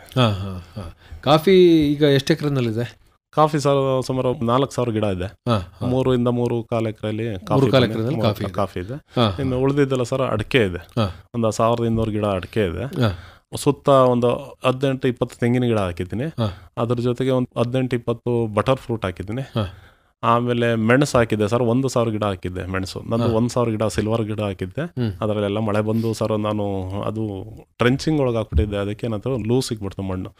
ಮಳೆ ಬಂದಂಗೆ, ಗಾಳಿ ಬಂದಂಗೆ ಅಲ್ಲಾಡಿ ಸುಮಾರು ಮರಗಳು ನಂದು ಬಿದ್ದೋಯ್ತು. ಆಕ್ಚುಲಿ ಅದು ತಪ್ಪು ಮಾಡಿದ್ದು ನಾನು ಅಂದ್ರೆ ಅದು ಬಾಳೆ ಹಾಕ್ಸಿದ್ದೆ. ನಾನು ಬಾಳೆ ಒಳಗೆ ಸಿಲ್ವರ್ ಹಾಕ್ಸಿದ್ದೆ. ಬಾಳೆಗೋಸ್ಕರ ಟ್ರೆಂಚ್ ತೆಗ್ಸಿದ್ದೆ. 2 ಬಾಳೆ ಮಧ್ಯಕ್ಕೆ ಒಂದೊಂದು ಸಿಲ್ವರ್ ನೆಟ್ ಬಿಟ್ಟಿದೆ. ಬಾಳೆ ಎಲ್ಲ ತುಂಬಾ ಚೆನ್ನಾಗಿ ಬಂತು. 4 ವರ್ಷದಿಂದ 5 ವರ್ಷದವರೆಗೂ ನಾನು ಬಾಳೆ ಕಟಾವ್ ಮಾಡಿಸಿದೆ. ಅದು ಮುಗಿದ್ಮೇಲೆ ಮರಗಳು ದಪ್ಪ ಆಗ್ಬಿಟ್ಟು, ತುಂಬಾ ದಪ್ಪ ಆದ ತಕ್ಷಣ ಏನಾಯ್ತು, ಈ ಗಾಳಿ ಮಳೆಗೆ ಲೂಸ್ ಮಣ್ಣು ಸಿಕ್ಬಿಟ್ಟು ಟ್ರೆಂಚಿಂಗ್ ಒಳಗೆ ಎಲ್ಲ ಮರಗಳು ಬೀಳಕ್ ಶುರು ಆಯ್ತು. ಒಂದೇ ದಿವಸ ಸರ್ 227 ಮರ ಬಿದ್ದೋಗ್ಬಿಟ್ಟು ನಂದು. ಅದಕ್ಕೆ ನಾನೇನ್ ಮಾಡಿದೆ, ಇನ್ನು ಈ ತರ ಬಿಟ್ರೆ ಆಗೋದಿಲ್ಲ ಅಂತ ಹೇಳ್ಬಿಟ್ಟು ನನಗೆ ಲಾಸ್ ಆಗ್ತಾ ಇದೆ, ತುಂಬಾ ಕಷ್ಟ ಆಗುತ್ತೆ ಅಂತ ಹೇಳಿ ಸಿಲ್ವರ್ ಎಲ್ಲಾನು ಕಡಿಮೆ ದುಡ್ಡಿಗೆ, ಅವಾಗ ಸಿಲ್ವರ್ಗೂ ರೇಟ್ ಇರಲಿಲ್ಲ. ಇವಾಗ ಸಿಲ್ವರ್ಗೆ ತುಂಬ ರೇಟ್ ಇದೆ. ಅವಾಗ ಸಿಲ್ವರ್ಗೂ ರೇಟ್ ಇರಲಿಲ್ಲ. ಆ ಬಿದ್ದ ಮರಗಳೆಲ್ಲನೂ ತುಂಬ ಸರ್ ಟನ್ನು 2,000 ರೂಪಾಯಿನಂಗೆ ಎಲ್ಲ ಕಡಿಸ್ಬಿಟ್ಟು ಆಚೆಗೆ ಹಾಕಿಸ್ಬಿಟ್ಟೆ. ನಾನೇನು ಮಾಡಿದೆ, ಇದನ್ನ ಮತ್ತೆ ಬಿಡ್ಬೇಕಲ್ಲ ಅಂತೇಳಿ ಮತ್ತೆ ಅದರೊಳಗೆ ಅಡಿಕೆ ಹಾಕಿಸ್ದೆ. ಕಾಫಿ ಒಳಗೇನೆ ಮತ್ತೆ ಅಡಿಕೆ ಹಾಕ್ಸಿ ಸರ್. ಅಡಿಕೆ ಆಯಿತು, 4 ವರ್ಷ ಆಗಿದೆ ಈಗ ಅಡಿಕೆ ಹಾಕ್ಸಿ. ಸಿಲ್ವರ್ ಬದಲಿಗೆ ಈಗ 700 ಗಿಡ ಅಡಿಕೆ ಹಾಕಿದ್ದೀನಿ. ಈಗ ಸುಮಾರು ನನ್ನ ಜಮೀನಲ್ಲಿ ಒಂದು 700 ಗಿಡ ಸಿಲ್ವರ್ ಇದೆ, 200 ಗುಡಿ ಮೆಣಸಿದೆ. ನಾನು ಸಮಗ್ರ ಕೃಷಿ ಮಾಡೋಕ್ಕೆ ಇಷ್ಟಪಡ್ತೀನಿ. ಯಾವಾಗ ಸಮಗ್ರ ಕೃಷಿ ಅಂದ್ರೆ ಒಂದು ಬೆಳೆ ಫೇಲ್ ಆದ್ರೂ ಕೂಡ ಇನ್ನೊಂದು ಬೆಳೆಯಲ್ಲಿ ನನಗೆ ಆದಾಯ ಬರಬೇಕು. ಆ ರೀತಿ ಥಿಂಕ್ ಮಾಡಿ ಕೊನೆಗೆ ದೊಡ್ಡದು ನಂದು ಯಾವುದೋ 10-12 ವರ್ಷದ್ದು ಅಡಿಕೆ ಇದೆ. ಅದರೊಳಗೆ ಈಗ ಏಲಕ್ಕಿ ಕೃಷಿನೂ ಶುರು ಮಾಡಿದ್ದೇನೆ. ನೆಲಡಿ ಗ್ರೀನ್ ಗೋಲ್ಡ್ ಅಂತ ತುಂಬಾ ಲಾಭದಾಯಕ ಅಂತ ಕೇಳಿದ್ದೆ. ಬಟ್ ಅದನ್ನು ನಾನು ಯಾಕೆ ಟ್ರೈ ಮಾಡಬಾರ್ದು ಅಂತ ಹೇಳಿ ಅದನ್ನು ತಂದು ಈಗ ಅದ್ರ ಕೃಷಿನೂ ಶುರು ಮಾಡಿದ್ದೇನೆ. ಜೊತೆಗೆ ಈ ಕಡೆ ಕಾಫಿಲಿ ಸಿಲ್ವರ್ ಗಿಡ ಎಲ್ಲ ಬಿದ್ದೋದ್ಮೇಲೆ ಅಲ್ಲೂ ಒಂದು 700 ಗಿಡ ಅಡಿಕೆ ಕೂರಿಸಿದ್ದೀನಿ. ಅದಾದ್ಮೇಲೆ ನೆಕ್ಸ್ಟ್ ಈಗ ಸಿಲ್ವರ್ಗಳು ಒಂದು 700-800 ಮರ ಇದೆ. ಸಿಲ್ವರ್ ನಾನು ಒಳ್ಳೆ ರೇಟ್ ಬಂದ್ರೆ ಕೊಟ್ಬಿಡ್ತೀನಿ. ಈಗ ರೇಟ್ ಇಲ್ಲ ಅಂದರೆ ಅದಕ್ಕೂ ಮೆಣಸು ಹಾಕ್ಬಿಟ್ಟು ಎಲ್ಲ ತೋಟನ ಮಾಡಬೇಕು. ಇನ್ನೊಂದು 100-200-300 ಗಿಡ ಮೆಣಸು ಗಿಡಗಳನ್ನ ಹಾಕಬೇಕು ಅಂತ ಯೋಚನೆ ಮಾಡಿದ್ದೀನಿ. ಕಾಫಿ ಯಾವ ತಳಿ ಹಾಕೊಂಡಿದ್ದೀರಿ ಸರ್? ಕಾಫಿನ ನಾನು ಅರೇಬಿಕಾದಲ್ಲಿ ಒಂದು ಕಾವೇರಿ, ಚಂದ್ರಗಿರಿ ಅಂತ ಇದೆ. ನಾನು ಚಂದ್ರಗಿರಿ ಚೂಸ್ ಮಾಡಿದ್ದೀನಿ. ಇವಾಗ ಬಿಡಿ ರೋಬೋಸ್ಟಾಗೂ ತುಂಬಾ ವ್ಯಾಲ್ಯೂ ಇದೆ. ತುಂಬಾ ಜಾಸ್ತಿ. ಈಗ ಅದಕ್ಕಿಂತ ಒಂದು 100-200 ರೂಪಾಯಿ ಅರೇಬಿಕಾಗಿಂತ ಮುಂದೆ ಹೋಗಿದೆ ರೋಬೋಸ್ಟಾದು ರೇಟ್. ಅವಾಗ ಸರ್ ಅದಕ್ಕೂ ಇದಕ್ಕೂ 1,000-2,000 ಡಿಫ್ರೆನ್ಸ್ ಇರ್ತಾ ಇತ್ತು. ಇವಾಗ ಆ ಡಿಫ್ರೆನ್ಸ್ ಇಲ್ಲ, ಯಾವ ವ್ಯತ್ಯಾಸನೂ ಇಲ್ಲ. ಅದಕ್ಕೆ ಈಗ ನಾನೇನ್ ಮಾಡಿದ್ದೀನಿ, ಅರೇಬಿಕಾನೇ ಚಂದ್ರಗಿರಿ ಹಾಕಿದ್ದೀನಿ. ಚಂದ್ರಗಿರಿ ಹಾಕಿದಿರಿ. ಹಾಕಿ ಎಷ್ಟು ವರ್ಷ ಆಯ್ತು ಕಾಫಿ ಹಾಕಿ? ಸರ್ ನಾನು ಕಾಫಿ ಹಾಕಿ ಸುಮಾರು 7 ವರ್ಷ ಆಯ್ತು. 7 ವರ್ಷ ಆಯ್ತು. 2 ವರ್ಷದಿಂದಲೇ ಫಸಲು ಪ್ರಾರಂಭ ಆಯ್ತು ಅಂತ. ಅದರ 2ನೇ ವರ್ಷದಲ್ಲಿ ಪ್ರಾರಂಭ ಆಯ್ತು. ಈಗ 5 ವರ್ಷದಿಂದ ಫಸಲು ಪಡ್ಕೊಳ್ತಾ ಇದ್ದೀರಿ. ಕಂಟಿನ್ಯೂ ಆಗಿ ಫಸಲು ಪಡಿತಾ ಇದ್ದೀನಿ. ಕಳೆದ ಸಾರಿ ಎಷ್ಟಾಯ್ತು?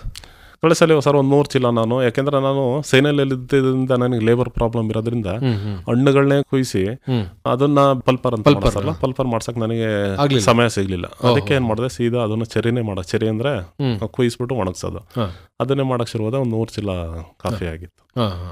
ಪಲ್ಪರ್ ಮಾಡಿಸ್ಲಿಕ್ಕೆ ನಿಮ್ಗೆ ಅನುಕೂಲ ಇದೆಯಾ? ಇಲ್ಲ ಸರ್, ಈ ಕಡೆ ಯಾರು ಕಾಫಿ ಬೆಳೆದೇ ಇರೋದ್ರಿಂದ ನಮ್ಮ ದುದ್ದ ಹೋಬಳಿಯಲ್ಲಿ ನಾನೇನ್ ಮಾಡ್ತಾ ಇದ್ದೀನಿ, ಅದನ್ನ ಈ ಆಲೂರಿಂದ ಆಚೆ ಪಾಳ್ಯ ಇದೆಯಲ್ಲ, ಪಾಳ್ಯದ ಹತ್ರ ಎದ್ದುರ್ಗ ಕ್ರಾಸ್ ಅಲ್ಲಿ ಒಂದು ಪಲ್ಪರ್ ಮಿಷನ್ ಇದೆ. ಅಲ್ಲಿಗೆ ತಗೊಂಡೋಗಿ ಪಲ್ಪರ್ ಮಾಡಿಸ್ಕೊಂಡು. ಹೌದು, ಅಲ್ಲಿಗೆ ತಗೊಂಡೋಗಿ ಪಲ್ಪರ್ ಮಾಡಿಸ್ಕೊಂಡು ಮತ್ತೆ ಬೀಜ ತಂದು ಇಲ್ಲೇ ಒಣ ಹಾಕಿ ಅದನ್ನ ಸ್ಟಾಕ್ ಮಾಡ್ತೀವಿ.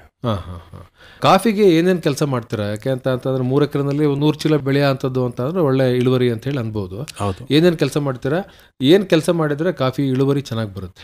ಸರ್ ನಾನು ಆಕ್ಚುಲಿ ತುಂಬಾ ಮನೆ ಗೊಬ್ಬರ, ಕೊಟ್ಟಿಗೆ ಗೊಬ್ಬರ ನನಗೆ ಇಲ್ಲ. ಯಾಕಂದ್ರೆ ನಾವು ಯಾವುದೇ ದನಗಳನ್ನ ಸನಕಾರ ಆಗಿಲ್ಲ. ಅದು ಯಾವುದಕ್ಕೂ ಒಳ್ಳೇದು ಅಂದ್ರೆ ಕೊಟ್ಟಿಗೆ ಗೊಬ್ಬರನೇ ತುಂಬಾ ಒಳ್ಳೇದು. ನಾವು ಕಂಪೇರ್ ಟು ಎಲ್ಲ ಗೊಬ್ಬರಕ್ಕೂ ಹೋಲಿಸ್ಕೊಂಡ್ರೆ ಇಟ್ ಈಸ್ ದ ಬೆಸ್ಟ್. ಈಗೇನಾಗಿದೆ ಅಂದ್ರೆ ನನ್ನ ಹತ್ರ ಇಲ್ಲದಕ್ಕೆ ನಮ್ಮ ಪರ್ಯಾಪ್ತ ವ್ಯವಸ್ಥೆ ಅಂದ್ರೆ ಮಾಡಬೇಕು ಅಂದ್ರೆ, ಈಗ ವಿಜಯ್ ಗ್ರಾಮೀಣ್ ಅಂತ ಬರುತ್ತೆ, ಎವರ್ ಗ್ರೀನ್ ಅಂತ ಬರುತ್ತೆ, ಈ ಸಾವಯವ ಗೊಬ್ಬರ ಅಂತ ಕೊಡ್ತಾರೆ, ಅವುಗಳನ್ನ ಬಳಸ್ತಾ ಇದ್ದೀನಿ. ಸಾವಯವ ಗೊಬ್ಬರಗಳು ಜಾಸ್ತಿ ಯೂಸ್ ಮಾಡ್ತಾ ಇದ್ದೀನಿ. ಮತ್ತೆ ಮೇಲ್ಗಡೆ ಟಾನಿಕ್ಗಳಂತ ಬರುತ್ತೆ, ಕಾಯಿಗಳಿಗೆ ಟಾನಿಕ್ಗಳು ಬಳಸೋದು. ಮತ್ತೆ ಮುಖ್ಯವಾಗಿ ನಾವು ಸುಣ್ಣ ಮತ್ತೆ ಮೈಲ್ತುತ್ತು, ಇದು ಕಾಫಿಗೆ ನಿಮ್ಗೆ ಬಹುಮುಖ್ಯ. ಕಾಫಿ ಮತ್ತೆ ಮೆಣಸಿಗೆ ಇದನ್ನ ವರ್ಷದಲ್ಲಿ 2-3 ಸಲ ಹೊಡಿಲೇಬೇಕು.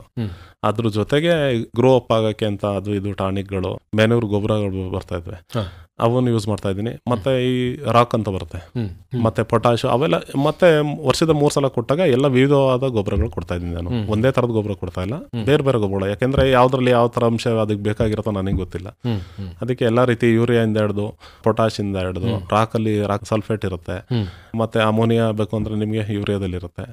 ಇವೆಲ್ಲ ಸೇರಿಸಿ ಕೊಡೋದ್ರಿಂದ ಮಿಶ್ರ ಗೊಬ್ಬರ ಕೊಟ್ಟರು ತುಂಬಾ ಚೆನ್ನಾಗಿ ಬರುತ್ತೆ. ನಾನು ಅದೇ ರೀತಿ ಮಾಡ್ತಾ ಇದ್ದೀನಿ.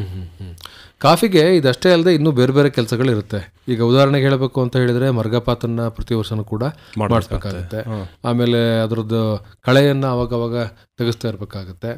ಹಿಂಗೆ ಬೇರೆ ಬೇರೆ ತರದ ಕೆಲಸಗಳು ಇದ್ದೇ ಇರುತ್ತೆ. ನೀವಾಗ್ಲೇ ಹೇಳ್ದಂಗೆ ಕಸಿ ಮಾಡಿಸ್ಬೇಕಾಗುತ್ತೆ. ಇದಕ್ಕೆಲ್ಲ ಜನ ನಿಮಗೆ ಸಫಿಶಿಯೆಂಟ್ ಆಗಿ ಸಿಗ್ತಾರ? ಯಾವ್ಯಾವಾಗ ಈ ಕೆಲಸಗಳನ್ನ ಮಾಡ್ತೀರಾ? ಇಲ್ಲ ಸರ್, ಈಗ ಸಫಿಶಿಯೆಂಟ್ ಆಗಿ ನನಗೆ ಯಾವ ಕಡೆ ಸಕಲೇಶ್ವರದ ಕಡೆ ಜನರಿಗೆ ಎಷ್ಟು ಅದ್ರ ಬಗ್ಗೆ ನಾಲೆಡ್ಜ್ ಇದೆಯೋ ಅಷ್ಟು ನಾಲೆಡ್ಜ್ ನಮ್ಮ ಕಡೆ ಜನಕ್ಕಿಲ್ಲ. ಪ್ರತಿಯೊಂದನ್ನು ನಾನು ಅಲ್ಲೋಗಿ ನೋಡಿ ಅವ್ರ ಹತ್ರ ಹೇಳ್ಸ್ಕೊಬಂದು ಮತ್ತೆ ಇಲ್ಲಿ ನನ್ನ ಜನ ಯಾರು ಬರ್ತಾರೆ ಲೇಬರ್ಗಳು ಅವ್ರಿಗೆ ನಾನು ಹೇಳ್ಕೊಡ್ಬೇಕಾಗತ್ತೆ. ಈ ತರ ಮಾಡಿ ಏನೋ ಕಮ್ಗುಡಿ ಅಂತ ಬರುತ್ತೆ, ಚಿಗುರು ಬರುತ್ತೆ, ಅದರಲ್ಲಿ ಅದು ವರ್ಷಕ್ಕೆ 3-4 ಸಲ ತೆಗಿಸ್ಲೇಬೇಕು. ಮತ್ತೆ ಸೋತ್ರಕ್ಕೆ ಅಂತ ಇರುತ್ತೆ, ಆ ಸೋತ್ರಕ್ಕೆನ ಕರೆಕ್ಟಾಗಿ ಪ್ಲಂಬಿಂಗ್ ಮಾಡಲೇಬೇಕು. ವೇಸ್ಟ್ ಆಗುತ್ತೆ ಅದು. ಸುಮ್ಮನೆ ಅದಕ್ಕೆ ಎಷ್ಟು ಜೀವ ಕೊಡ್ಬೇಕು ಅಷ್ಟು ಕೊಡೋಕ್ಕಾಗಲ್ಲ, ಮತ್ತೆ ಕಾಯಿಗಳು ದಪ್ಪ ಆಗಲ್ಲ. ಲೇಬರ್ಗಳಿಗೆ ಗೊತ್ತಿಲ್ಲ. ಬಟ್ ನಾನು ಅಲ್ಲಿಂದ ಕಲ್ತ್ಕೊಂಡ್ಬಂದು ಹೇಳ್ಸಿ ಇವ್ರಿಗೆ ಸ್ವಲ್ಪ ಮಾಡಿಸ್ತಾ ಇದ್ದೀನಿ. ಈಗ ರಿಟೈರ್ಡ್ ಆಗಿದೆ ನಂದು. ರಿಟೈರ್ಡ್ ಆದ್ಮೇಲೆ ಸ್ವಲ್ಪ ಜಾಸ್ತಿ ಹೊತ್ತು ನಾನು ಅದ್ರ ಕಡೆಗೆ ಇಂಟ್ರೆಸ್ಟ್ ತೋರಿಸಿದ್ರೆ ಅಲ್ಲಿಂದ ನಾನು ಎಲ್ಲ ಕಲ್ತು ಇಲ್ಲಿ ಲೇಬರ್ಗೆ ಒಂದ್ಸಲ ಹೇಳ್ಕೊಟ್ರೆ ಆಮೇಲೆ ಇವರು ಶುರು ಮಾಡ್ತಾರೆ.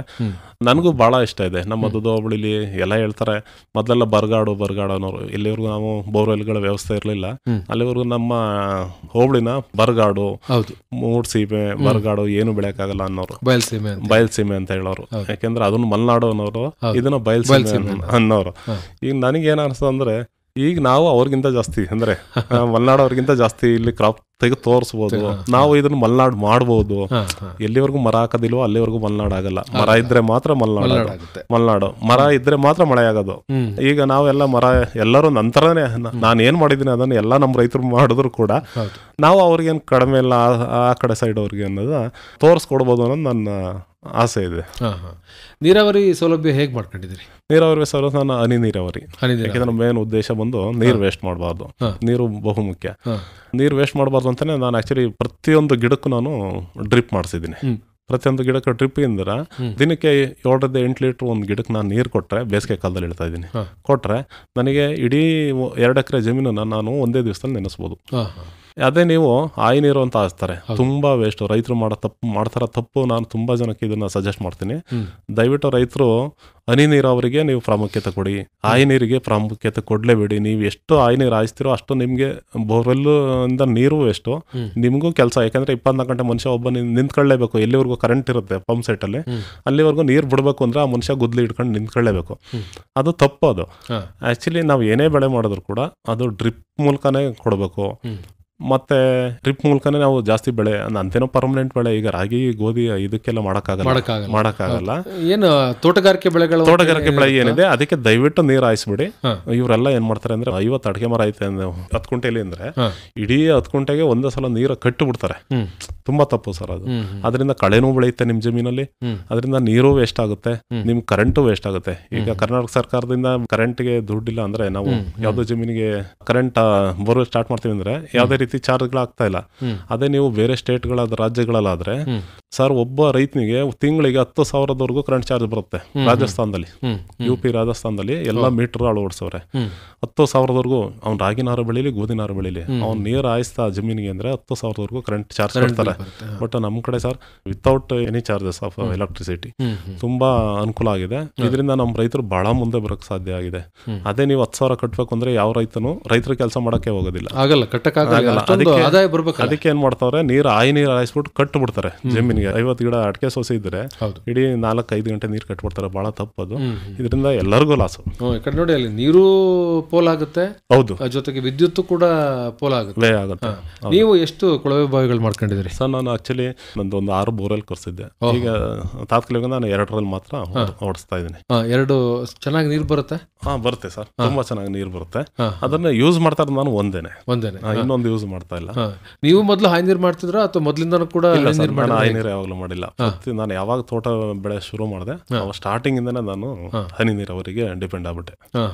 ಈ ತುಂಬಾ ಜನದ ಸಮಸ್ಯೆ ಏನು ಅಂತ ಅಂದ್ರೆ ಹನಿ ನೀರಾವರಿದು ನಿರ್ವಹಣೆ ಮಾಡ್ಬೇಕು, ಅದು ಮಾಡಕ್ಕಾಗ್ದೇ ಎಲ್ಲೋ ಕಟ್ಕತ್ತು ಅಂತ ಇನ್ನೊಂದಾಯ್ತು ಅಂತ ಹೇಳಿ ಅದ್ರ ಸವಾಸನೆ ಬೇಡ ಅಂತ ಅನ್ಕೊಂಡು ಇದ್ ಮಾಡ್ಬಿಡ್ತಾರೆ. ನೀವು ಹೇಗೆ ನಿರ್ವಹಣೆಯನ್ನ ಮಾಡ್ತಾ ಇದ್ದೀರಿ? ನಿರ್ವಹಣೆ ಏನು ಇಲ್ಲ ಸರ್, ಅದು ತಪ್ಪು. ಅದು ಬಾವಿಯಲ್ಲಿ ಏನೋ ಶಿಲ್ಟ್ ಜಾಸ್ತಿ ಇರುತ್ತೆ, ಅಂತ ಬಾವಿಗಳಲ್ಲಿ ಮಾತ್ರ ಆ ಸಮಸ್ಯೆ ಬರುತ್ತೆ. ಶಿಲ್ಟ್ ಬರ್ತಾ ಇದೆ ನನ್ನ ಬಾವಿಲಿ, ಹಂಗಾಗ್ತಾ ಇದೆ. ಅದ್ರಲ್ಲೂ ವ್ಯವಸ್ಥೆಗಳು ತುಂಬಾ ಡ್ರಿಪ್ ಗಳಿದೆಯಲ್ಲ, ಅದ್ರಲ್ಲಿ ಒಂದು ಒಳಗಡೆ ಏನಂತಾರ ಅದು ಜಾಲಿ ಬರುತ್ತಲ್ಲ, ಜಾಲಿಗೆ ಪರದೆ ಅದ್ರೊಳಗಿರುತ್ತೆ, ಅದನ್ನ ತೆಗೆದ್ಬಿಟ್ರೆ ಸಾಕು ಸರ್. ಅದನ್ನ ಹಾಕದ್ ಬೇಡ, ಸೀದಾ ಡ್ರಿಪ್ ಹಾಕ್ಬಿಟ್ಬೋದು. ಆ ಜಾಲಿ ಹಾಕಿದ್ರೆ ಮಾತ್ರ ಅದ್ರಲ್ಲಿ ಬಂದು ಶಿಲ್ಟ್ ಕಟ್ಕೊಂಡು ಆಮೇಲೆ ನಿರ್ವಹಣೆ ಮಾಡೋದು ಕಷ್ಟ ಆಗುತ್ತೆ, ನೀರ್ ಹನಿಯಲ್ಲ ಅಂತ ಹೇಳ್ತಾರೆ. ಬಟ್ ಆ ಜಾಲಿ ತೆಗೆದ್ಬಿಟ್ರೆ ಆರಾಮಾಗಿ ನೀರು ಹೋಗ್ತಾ ಇದೆ ಸರ್. ನಾನು ಅದೇ ತರ ಮಾಡಿದ್ದೇನೆ. ಎಷ್ಟು ವರ್ಷ ಆಯ್ತು ನೀವು ಹನಿ ನೀರಾವರಿ ಸೌಲಭ್ಯ ಮಾಡ್ಕೊಂಡು? ಸರ್ ಆಯ್ತು 10 ವರ್ಷ ಆಯ್ತು. 10 ವರ್ಷ ಆಯ್ತು. 10 ವರ್ಷದಿಂದನೂ ಚೆನ್ನಾಗಿದೆ. ಹೌದು. ಇವತ್ತು ಎಲ್ಲಾ ಗಿಡಕ್ಕೂ ನೀರು ಹೋಗುತ್ತೆ, ಸಮರ್ಪಕವಾಗಿ ಹೋಗುತ್ತೆ. ಎಲ್ಲಾ ಗಿಡಕ್ಕೆ 100% ಹೋಗಲಿ 80% ಅಂತ ಚೆನ್ನಾಗಿರುತ್ತೆ. ಇನ್ನೊಂದು 20% ಆದ್ರೆ ನಾವು ಅದನ್ನ ರಿಪ್ಲೇಸ್ ಮಾಡ್ಲೇಬೇಕಾದ್ರೆ ಅದು ವರ್ಷ ನೋಡ್ತಾ ಇರ್ಬೇಕು. ನೀರು ಉಳಿಸ್ಬೇಕು, ಕರೆಂಟ್ ಉಳಿಸ್ಬೇಕು ಅಂತ ಅಂದ್ರೆ ಅಷ್ಟಾರು ನಾವು ಮಾಡ್ಲೇಬೇಕು. ಹೌದು ಅಲ್ವಾ? ಅದನ್ನು ಮಾಡಲ್ಲ ಅಂತ ಅನ್ಕೊಂಡು ನಾವು ಹಾಯಿ ನೀರು ಅಂತ ಹೋದ್ರೆ ಮುಂದಿನ ದಿವಸಗಳಲ್ಲಿ ಅದರ ಪರಿಣಾಮವನ್ನ ಖಂಡಿತವಾಗಿಯೂ ನಾನು ನೀವು ಎಲ್ಲರೂ ಕೂಡ ಎದುರಿಸಬೇಕಾಗುತ್ತೆ. ಅಂತ ಒಂದು ಪರಿಸ್ಥಿತಿ ಬರುವಂತದ್ದು ಬೇಡ ಅಂತ ಹೇಳಿ. ಮೆಣಸು ಎಷ್ಟು ವರ್ಷ ಇತ್ತು ನಿಮ್ಮ ತೋಟದಲ್ಲಿ? ಸರ್ ಅದು ನಾವು ಸುಮಾರು 10 ವರ್ಷಗಳಿಂದ ನಾನು ಯಾವಾಗ ಕಾಫಿ ಹಾಕಿದ್ನೋ ಅದೇ ವರ್ಷ ಮೆಣಸು ಕೂಡ ಹಾಕಿದ್ದೆ. ಬಟ್ ಮೆಣಸು ಒಂದು 3-4 ವರ್ಷದೊಳಗೆ ಒಂದ್ಸಲ ರೋಗ ಬಂದ್ಬಿಡ್ತು ಸರ್. ಇಡೀ ಸಕಲೇಶ್ವರಗಳ ತೋಟಗಳಲ್ಲೂ ಕೂಡ ರೋಗ ಕಾಣಿಸ್ಕತ್ತು. ಹಳದಿ ರೋಗ, ಬೇರುಕೊಳೆ ರೋಗ, ಹಳದಿ ರೋಗ ಅಂತ ಬಂದ್ರೆ ಸರ್ ಅದು ಬಂದ ಮೇಲೆ ನೀವು ಯಾವುದೇ ಔಷಧಿ ಯಾವುದೇ ಗೊಬ್ಬರಗಳು ಯೂಸ್ ಮಾಡಿದ್ರು ಕೂಡ ಅದನ್ನು ಉಳಿಸ್ಕೊಳಕ್ ಆಗದೆ ಇರೋ ತರ ರೋಗ ಅದು ಸರ್. ನನ್ನ ತೋಟ ಅಲ್ಲ, ನೀವೆಲ್ಲೇ ಹೋಗಿ ಮಲೆನಾಡು ಸೈಡ್ ಅಲ್ಲಿ ಅಲ್ಲೂ ಕೂಡ ಇದೇ ರೋಗನ ಅವರು ಅನುಭವಿಸ್ತಾ ಇದ್ದಾರೆ. ಇದಕ್ಕೆ ಪರ್ಮನೆಂಟ್ ಆಗಿ ಸೊಲ್ಯೂಷನ್ ಇನ್ನೂ ಸಿಕ್ಕೇ ಇಲ್ಲ. ಇದಕ್ಕೆ ಯಾವ ತೋಟಗಾರಿಕೆ ಇಲಾಖೆಯಿಂದ ಇದ್ರ ಬಗ್ಗೆ ಮಾಡ್ತಾ ಇದಾರೆ, ರಿಸರ್ಚ್ ಮಾಡಿದ್ದಾರೆ. ಬಟ್ 100% ಸಕ್ಸಸ್ ಇನ್ನೂ ಕಂಡಿಲ್ಲ ಸರ್ ಆ ರೋಗಕ್ಕೆ. ಅದಕ್ಕೆ ಈಗ ಮೆಣಸಿಗೆಲ್ಲ ತುಂಬಾ ದುಬಾರಿ ಆಗ್ತಾ ಇದೆ ಮೆಣಸು. ಈಗ ಏನು 200 ಬಳ್ಳಿ ಇದೆ ಅಂತ ಹೇಳಿದ್ರೆ ಅವು ಚೆನ್ನಾಗಿ ಫಸಲು ಕೊಡ್ತಾ ಇದಾವೆ? ಹೌದು ಸರ್. ಅದು ರೋಗ ಬಂದು ಹೋದ್ಮೇಲೆ ಉಳಿದಿರೋ ಗಿಡಗಳವು ಚೆನ್ನಾಗಿ ಫಸಲು ಇದೆ ಸರ್. ಎಷ್ಟಾಯ್ತು ಮೆಣಸು? ಸರ್ ನಂದು 100 ಬಳ್ಳಿಗೆ ಒಂದು 1.5 ಕ್ವಿಂಟಾಲ್ವರೆಗೂ ಸಿಗ್ತಾ ಇದೆ ಮೆಣಸಾಯ್ತು. ಅದಕ್ಕೂ ಒಳ್ಳೆ ಬೆಲೆ ಇದೆ ಅಲ್ವಾ? ಹೌದು ಸರ್, ತುಂಬಾ ಬೆಲೆ ಇದೆ ಈ ಸಲ ಸರ್. ಕಾಫಿಗೂ ಕೂಡ ಬೆಲೆ ಇದೆ, ಮತ್ತೆ ಮೆಣಸಿಗೂ ಕೂಡ ಬೆಲೆ ಇದೆ. ಕಾಫಿ ಮತ್ತೆ ಮೆಣಸನ್ನ ನೀವು ಹಾಸನದಲ್ಲಿ ದುದ್ದದಲ್ಲಿ ಮಾರಾಟ ಮಾಡಕ್ಕಾಗಲ್ಲ, ಹಾಗಾಗಿ ಎಲ್ಲಿ ಮಾರಾಟ ಮಾಡ್ತೀರಿ ಸರ್? ಮಾರಾಟ ಮಾಡೋದು ಸಕಲೇಶ್ವರದಲ್ಲಿ ನನಗೆ ಯಾರು ಇದನ್ನ ಗಿಡಗಳೆಲ್ಲ ಕೊಟ್ಟಿದ್ರು ಅವರೇ ಕೊಂಡ್ಕೊತಾರೆ, ಅವರೇ ಖರೀದಿ ಮಾಡ್ತಾರೆ. ನಾನು ಎಲ್ಲ ರೆಡಿ ಮಾಡಿ ಫೋನ್ ಮಾಡಿದ್ರೆ ಅವರನ್ನ ವಾಹನ ಕಳಿಸ್ಬಿಟ್ಟು ಇಲ್ಲಿಂದಾನೆ ಕಲೆಕ್ಟ್ ಮಾಡಿಸ್ಕೊತಾರೆ. ಸುಮ್ಮನೆ ಫೋನಲ್ಲಿ ವ್ಯವಹಾರ, ಬ್ಯಾಂಕಿಗೆ ಅಕೌಂಟ್ಗೆ ದುಡ್ಡು ಹಾಕ್ತಾರೆ.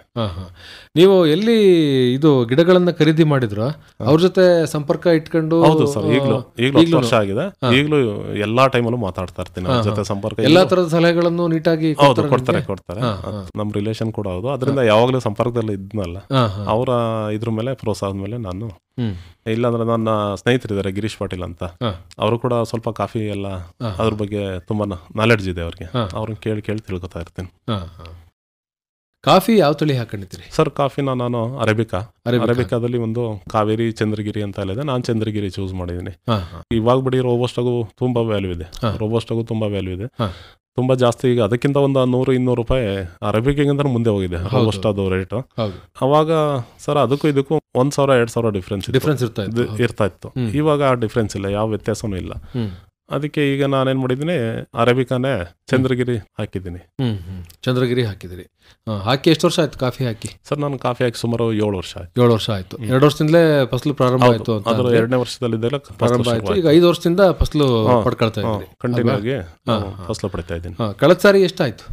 ಕಳೆದ ಸಲ ಸರ್ 100 ಚೀಲ ನಾನು, ಯಾಕೆಂದ್ರೆ ನಾನು ಸೇನೆಯಲ್ಲಿ ಇದ್ದಿದ್ದರಿಂದ ನನಗೆ ಲೇಬರ್ ಪ್ರಾಬ್ಲಮ್ ಇರೋದ್ರಿಂದ ಹಣ್ಣುಗಳನ್ನೇ ಕುಯಿಸಿ ಅದನ್ನ ಪಲ್ಪರ್ ಮಾಡ್ಸಕ್ ನನಗೆ ಸಮಯ ಸಿಗ್ಲಿಲ್ಲ. ಅದಕ್ಕೆ ಏನ್ ಮಾಡಿದೆ, ಸೀದಾ ಅದನ್ನ ಚೆರಿ ಅಂದ್ರೆ ಕುಯಿಸ್ಬಿಟ್ಟು ಒಣಗ್ಸೋದು, ಅದನ್ನೇ ಮಾಡಕ್ ಶುರುವಾದ. 100 ಚೀಲ ಕಾಫಿ ಆಗಿತ್ತು. ಪಲ್ಪರ್ ಮಾಡಿಸ್ಲಿಕ್ಕೆ ನಿಮ್ಗೆ ಅನುಕೂಲ ಇದೆಯಾ? ಇಲ್ಲ ಸರ್, ಈ ಕಡೆ ಯಾರು ಕಾಫಿ ಬೆಳೆದೇ ಇರೋದ್ರಿಂದ ನಮ್ಮ ದುದ್ದ ಹೋಬಳಿಯಲ್ಲಿ ನಾನೇನ್ ಮಾಡ್ತಾ ಇದ್ದೀನಿ, ಅದನ್ನ ಈ ಆಲೂರಿಂದ ಆಚೆ ಪಾಳ್ಯ ಇದೆಯಲ್ಲ, ಪಾಳ್ಯದ ಹತ್ರ ಎದ್ದುರ್ಗ ಕ್ರಾಸ್ ಅಲ್ಲಿ ಒಂದು ಪಲ್ಪರ್ ಮಿಷನ್ ಇದೆ. ಅಲ್ಲಿಗೆ ತಗೊಂಡೋಗಿ ಪಲ್ಪರ್ ಮಾಡಿಸ್ಕೊಂಡು? ಹೌದು, ಅಲ್ಲಿಗೆ ತಗೊಂಡೋಗಿ ಪಲ್ಪರ್ ಮಾಡಿಸ್ಕೊಂಡು ಮತ್ತೆ ಬೀಜ ತಂದು ಇಲ್ಲೇ ಒಣ ಹಾಕಿ ಅದನ್ನ ಸ್ಟಾಕ್ ಮಾಡ್ತೀವಿ. ಕಾಫಿಗೆ ಏನೇನು ಕೆಲಸ ಮಾಡ್ತೀರಾ? ಯಾಕೆ ಅಂತಂದ್ರೆ 3 ಎಕರೆನಲ್ಲಿ 100 ಚೀಲ ಬೆಳೆಯ ಅಂತದ್ದು ಅಂತಂದ್ರೆ ಒಳ್ಳೆ ಇಳುವರಿ ಅಂತ ಹೇಳಿ ಅನ್ಬೋದು. ಏನೇನು ಕೆಲಸ ಮಾಡ್ತೀರಾ? ಏನ್ ಕೆಲಸ ಮಾಡಿದ್ರೆ ಕಾಫಿ ಇಳುವರಿ ಚೆನ್ನಾಗಿ ಬರುತ್ತೆ? ಸರ್ ನಾನು ಆಕ್ಚುಲಿ ತುಂಬಾ ಮನೆ ಗೊಬ್ಬರ, ಕೊಟ್ಟಿಗೆ ಗೊಬ್ಬರ ನನಗೆ ಇಲ್ಲ.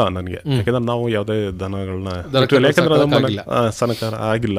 ಅದು ಯಾವುದಕ್ಕೂ ಒಳ್ಳೇದು ಅಂದ್ರೆ ಕೊಟ್ಟಿಗೆ ಗೊಬ್ಬರನೇ ತುಂಬಾ ಒಳ್ಳೇದು.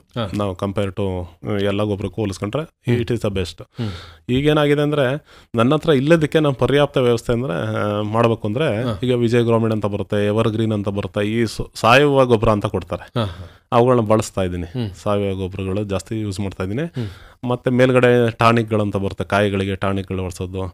ಮತ್ತೆ ಮುಖ್ಯವಾಗಿ ನಾವು ಸುಣ್ಣ ಮತ್ತೆ ಮೈಲ್ತುತ್ತು, ಇದು ಕಾಫಿಗೆ ನಿಮ್ಗೆ ಬಹುಮುಖ್ಯ. ಕಾಫಿ ಮತ್ತೆ ಮೆಣಸಿಗೆ ಇದನ್ನ ವರ್ಷದಲ್ಲಿ 2-3 ಸಲ ಹೊಡಿಲೇಬೇಕು. ಅದ್ರ ಜೊತೆಗೆ ಗ್ರೋ ಅಪ್ ಆಗಕ್ಕೆ ಅಂತ ಅದು ಇದು ಟಾನಿಕ್ಗಳು, ಮ್ಯಾನ್ಯೂರ್ ಗೊಬ್ಬರಗಳು ಬರ್ತಾ ಇದ್ವಿ, ಅವನ್ನ ಯೂಸ್ ಮಾಡ್ತಾ ಇದ್ದೀನಿ. ಮತ್ತೆ ಈ ರಾಕ್ ಅಂತ ಬರುತ್ತೆ, ಮತ್ತೆ ಪೊಟ್ಯಾಶ್, ಅವೆಲ್ಲ ಮತ್ತೆ ವರ್ಷದ 3 ಸಲ ಕೊಟ್ಟಾಗ ಎಲ್ಲ ವಿವಿಧವಾದ ಗೊಬ್ಬರಗಳು ಕೊಡ್ತಾ ಇದ್ದೀನಿ. ನಾನು ಒಂದೇ ತರದ ಗೊಬ್ಬರ ಕೊಡ್ತಾ ಇಲ್ಲ, ಬೇರೆ ಬೇರೆ ಗೊಬ್ಬರ. ಯಾಕೆಂದ್ರೆ ಯಾವ್ದ್ರಲ್ಲಿ ಯಾವ ತರ ಅಂಶ ಅದಕ್ಕೆ ಬೇಕಾಗಿರುತ್ತೋ ನನಗೆ ಗೊತ್ತಿಲ್ಲ. ಅದಕ್ಕೆ ಎಲ್ಲಾ ರೀತಿ ಯೂರಿಯಾದಿಂದ ಹಿಡಿದು ಪೊಟ್ಯಾಶ್ ಇಂದ ಹಿಡಿದು, ರಾಕ್ ಸಲ್ಫೇಟ್ ಇರುತ್ತೆ, ಮತ್ತೆ ಅಮೋನಿಯಾ ಬೇಕು ಅಂದ್ರೆ ನಿಮ್ಗೆ ಯೂರಿಯಾದಲ್ಲಿ ಇರುತ್ತೆ. ಇವೆಲ್ಲ ಸೇರಿಸಿ ಕೊಡೋದ್ರಿಂದ ಮಿಶ್ರ ಗೊಬ್ಬರ ಕೊಟ್ಟರು ತುಂಬಾ ಚೆನ್ನಾಗಿ ಬರುತ್ತೆ. ನಾನು ಅದೇ ರೀತಿ ಮಾಡ್ತಾ ಇದ್ದೀನಿ. ಕಾಫಿಗೆ ಇದಷ್ಟೇ ಅಲ್ಲದೆ ಇನ್ನೂ ಬೇರೆ ಬೇರೆ ಕೆಲಸಗಳು ಇರುತ್ತೆ. ಈಗ ಉದಾಹರಣೆಗೆ ಹೇಳಬೇಕು ಅಂತ ಹೇಳಿದ್ರೆ ಮರ್ಗಪಾತನ್ನ ಪ್ರತಿ ವರ್ಷನೂ ಕೂಡ ಮಾಡಿಸ್ಬೇಕಾಗುತ್ತೆ. ಆಮೇಲೆ ಅದರದ್ದು ಕಳೆಯನ್ನ ಅವಾಗ ತೆಗೆಸ್ತಾ ಇರ್ಬೇಕಾಗುತ್ತೆ. ಹಿಂಗೆ ಬೇರೆ ಬೇರೆ ತರದ ಕೆಲಸಗಳು ಇದ್ದೇ ಇರುತ್ತೆ. ನೀವಾಗ್ಲೇ ಹೇಳ್ದಂಗೆ ಕಸಿ ಮಾಡಿಸ್ಬೇಕಾಗುತ್ತೆ. ಇದಕ್ಕೆಲ್ಲ ಜನ ನಿಮಗೆ ಸಫಿಶಿಯೆಂಟ್ ಆಗಿ ಸಿಗ್ತಾರ? ಯಾವಾಗ ಈ ಕೆಲಸಗಳನ್ನ ಮಾಡ್ತೀರಾ? ಇಲ್ಲ ಸರ್, ಈಗ ಸಫಿಶಿಯೆಂಟ್ ಆಗಿ ನನಗೆ ಯಾವ ಕಡೆ ಸಕಲೇಶ್ವರದ ಕಡೆ ಜನರಿಗೆ ಎಷ್ಟು ಅದ್ರ ಬಗ್ಗೆ ನಾಲೆಡ್ಜ್ ಇದೆಯೋ ಅಷ್ಟು ನಾಲೆಡ್ಜ್ ನಮ್ಮ ಕಡೆ ಜನಕ್ಕಿಲ್ಲ. ಪ್ರತಿಯೊಂದನ್ನು ನಾನು ಅಲ್ಲಿ ಹೋಗಿ ನೋಡಿ ಅವ್ರ ಹತ್ರ ಹೇಳಿಸ್ಕೊಂಡ್ಬಂದು ಮತ್ತೆ ಇಲ್ಲಿ ನನ್ನ ಜನ ಯಾರು ಬರ್ತಾರೆ ಲೇಬರ್ಗಳು ಅವ್ರಿಗೆ ನಾನು ಹೇಳ್ಕೊಡ್ಬೇಕಾಗತ್ತೆ. ಈ ತರ ಮಾಡಿ ಏನೋ ಕಮ್ಗುಡಿ ಅಂತ ಬರುತ್ತೆ, ಚಿಗುರು ಬರುತ್ತೆ, ಅದರಲ್ಲಿ ಅದು ವರ್ಷಕ್ಕೆ 3-4 ಸಲ ತೆಗಿಸ್ಲೇಬೇಕು. ಮತ್ತೆ ಸೋತ್ರಕ್ಕೆ ಅಂತ ಇರುತ್ತೆ, ಆ ಸೋತ್ರಕ್ಕೆನ ಕರೆಕ್ಟಾಗಿ ಪ್ಲಂಬಿಂಗ್ ಮಾಡಲೇಬೇಕು. ವೇಸ್ಟ್ ಆಗುತ್ತೆ ಅದು. ಸುಮ್ಮನೆ ಅದಕ್ಕೆ ಎಷ್ಟು ಜೀವ ಕೊಡ್ಬೇಕು ಅಷ್ಟು ಕೊಡಕ್ಕಾಗಲ್ಲ, ಮತ್ತೆ ಕಾಯಿಗಳು ದಪ್ಪ ಆಗಲ್ಲ. ಲೇಬರ್ಗಳಿಗೆ ಗೊತ್ತಿಲ್ಲ, ಬಟ್ ನಾನು ಅಲ್ಲಿಂದ ಕಲ್ತ್ಕೊಂಡ್ಬಂದು ಹೇಳ್ಸಿ ಇವ್ರಿಗೆ ಸ್ವಲ್ಪ ಮಾಡಿಸ್ತಾ ಇದ್ದೀನಿ. ಈಗ ರಿಟೈರ್ಡ್ ಆಗಿದೆ ನಂದು. ರಿಟೈರ್ಡ್ ಆದ್ಮೇಲೆ ಸ್ವಲ್ಪ ಜಾಸ್ತಿ ಹೊತ್ತು ನಾನು ಅದ್ರ ಕಡೆ ಇಂಟ್ರೆಸ್ಟ್ ತೋರಿಸಿದ್ರೆ ಅಲ್ಲಿಂದ ನಾನೆಲ್ಲ ಕಲ್ತು ಇಲ್ಲಿ ಲೇಬರ್ಗೆ ಒಂದ್ಸಲ ಹೇಳ್ಕೊಟ್ರೆ ಆಮೇಲೆ ಇವರು ಶುರು ಮಾಡ್ತಾರೆ. ನನಗೂ ಬಹಳ ಇಷ್ಟ ಇದೆ. ನಮ್ಮ ಹೋಬಳಿಲಿ ಎಲ್ಲ ಹೇಳ್ತಾರೆ ಮೊದಲೆಲ್ಲ ಬರಗಾಡು ಅನ್ನೋರು, ಇಲ್ಲಿವರೆಗೂ ನಾವು ಬೋರ್ವೆಲ್ಗಳ ವ್ಯವಸ್ಥೆ ಇರಲಿಲ್ಲ, ಅಲ್ಲಿವರೆಗೂ ನಮ್ಮ ಹೋಬಳಿನ ಬರಗಾಡು, ಹೌದು, ಮೂಡ್ಸೀಮೆ, ಬರಗಾಡು ಏನು ಬೆಳೆಯಕ್ಕಾಗಲ್ಲ ಅನ್ನೋರು, ಬಯಲ್ಸೀಮೆ ಅಂತ ಹೇಳೋರು. ಯಾಕೆಂದ್ರೆ ಅದನ್ನು ಮಲೆನಾಡು ಅನ್ನೋರು, ಇದನ್ನ ಬಯಲ್ಸೀಮೆ ಅನ್ನೋರು. ಈಗ ನನಗೇನು ಅನಿಸ್ತು ಅಂದ್ರೆ, ಈಗ ನಾವು ಅವ್ರಿಗಿಂತ ಜಾಸ್ತಿ ಅಂದ್ರೆ ಮಲೆನಾಡು ಅವ್ರಿಗಿಂತ ಜಾಸ್ತಿ ಇಲ್ಲಿ ಕ್ರಾಪ್ ತೆಗೆದು ತೋರಿಸ್ಬೋದು. ನಾವು ಇದನ್ನ ಮಲೆನಾಡು ಮಾಡ್ಬೋದು. ಎಲ್ಲಿವರೆಗೂ ಮರ ಹಾಕೋದಿಲ್ವೋ ಅಲ್ಲಿವರೆಗೂ ಮಲೆನಾಡು ಆಗಲ್ಲ. ಮರ ಇದ್ರೆ ಮಾತ್ರ ಮಲೆನಾಡು, ಮರ ಇದ್ರೆ ಮಾತ್ರ ಮಳೆ ಆಗೋದು. ಈಗ ನಾವೆಲ್ಲ ಮರ ಎಲ್ಲರೂ ನಂತರನೇ ನಾನು ಏನ್ ಮಾಡಿದೀನಿ ಅದನ್ನ ಎಲ್ಲ ನಮ್ಮ ರೈತರು ಮಾಡಿದ್ರು ಕೂಡ ನಾವು ಅವ್ರಿಗೇನು ಕಡಿಮೆ ಇಲ್ಲ ಆ ಕಡೆ ಸೈಡ್ ಅವ್ರಿಗೆ ಅನ್ನೋದು ತೋರಿಸ್ಕೊಡ್ಬೋದು ಅನ್ನೋದು ನನ್ನ ಆಸೆ ಇದೆ. ನೀರಾವರಿ ಸೌಲಭ್ಯ ಹೇಗೆ ಮಾಡ್ಕೊಂಡಿದ್ದೀರಿ? ನೀರಾವರಿ ಸೌಲಭ್ಯ ನಾನು ಹನಿ ನೀರಾವರಿ. ಯಾಕೆಂದ್ರೆ ಮೇನ್ ಉದ್ದೇಶ ಬಂದು ನೀರು ವೇಸ್ಟ್ ಮಾಡಬಾರ್ದು. ನೀರು ಬಹುಮುಖ್ಯ. ನೀರು ವೇಸ್ಟ್ ಮಾಡಬಾರ್ದು ಅಂತಾನೆ ನಾನು ಆಕ್ಚುಲಿ ಪ್ರತಿಯೊಂದು ಗಿಡಕ್ಕೂ ನಾನು ಡ್ರಿಪ್ ಮಾಡಿಸಿದ್ದೀನಿ.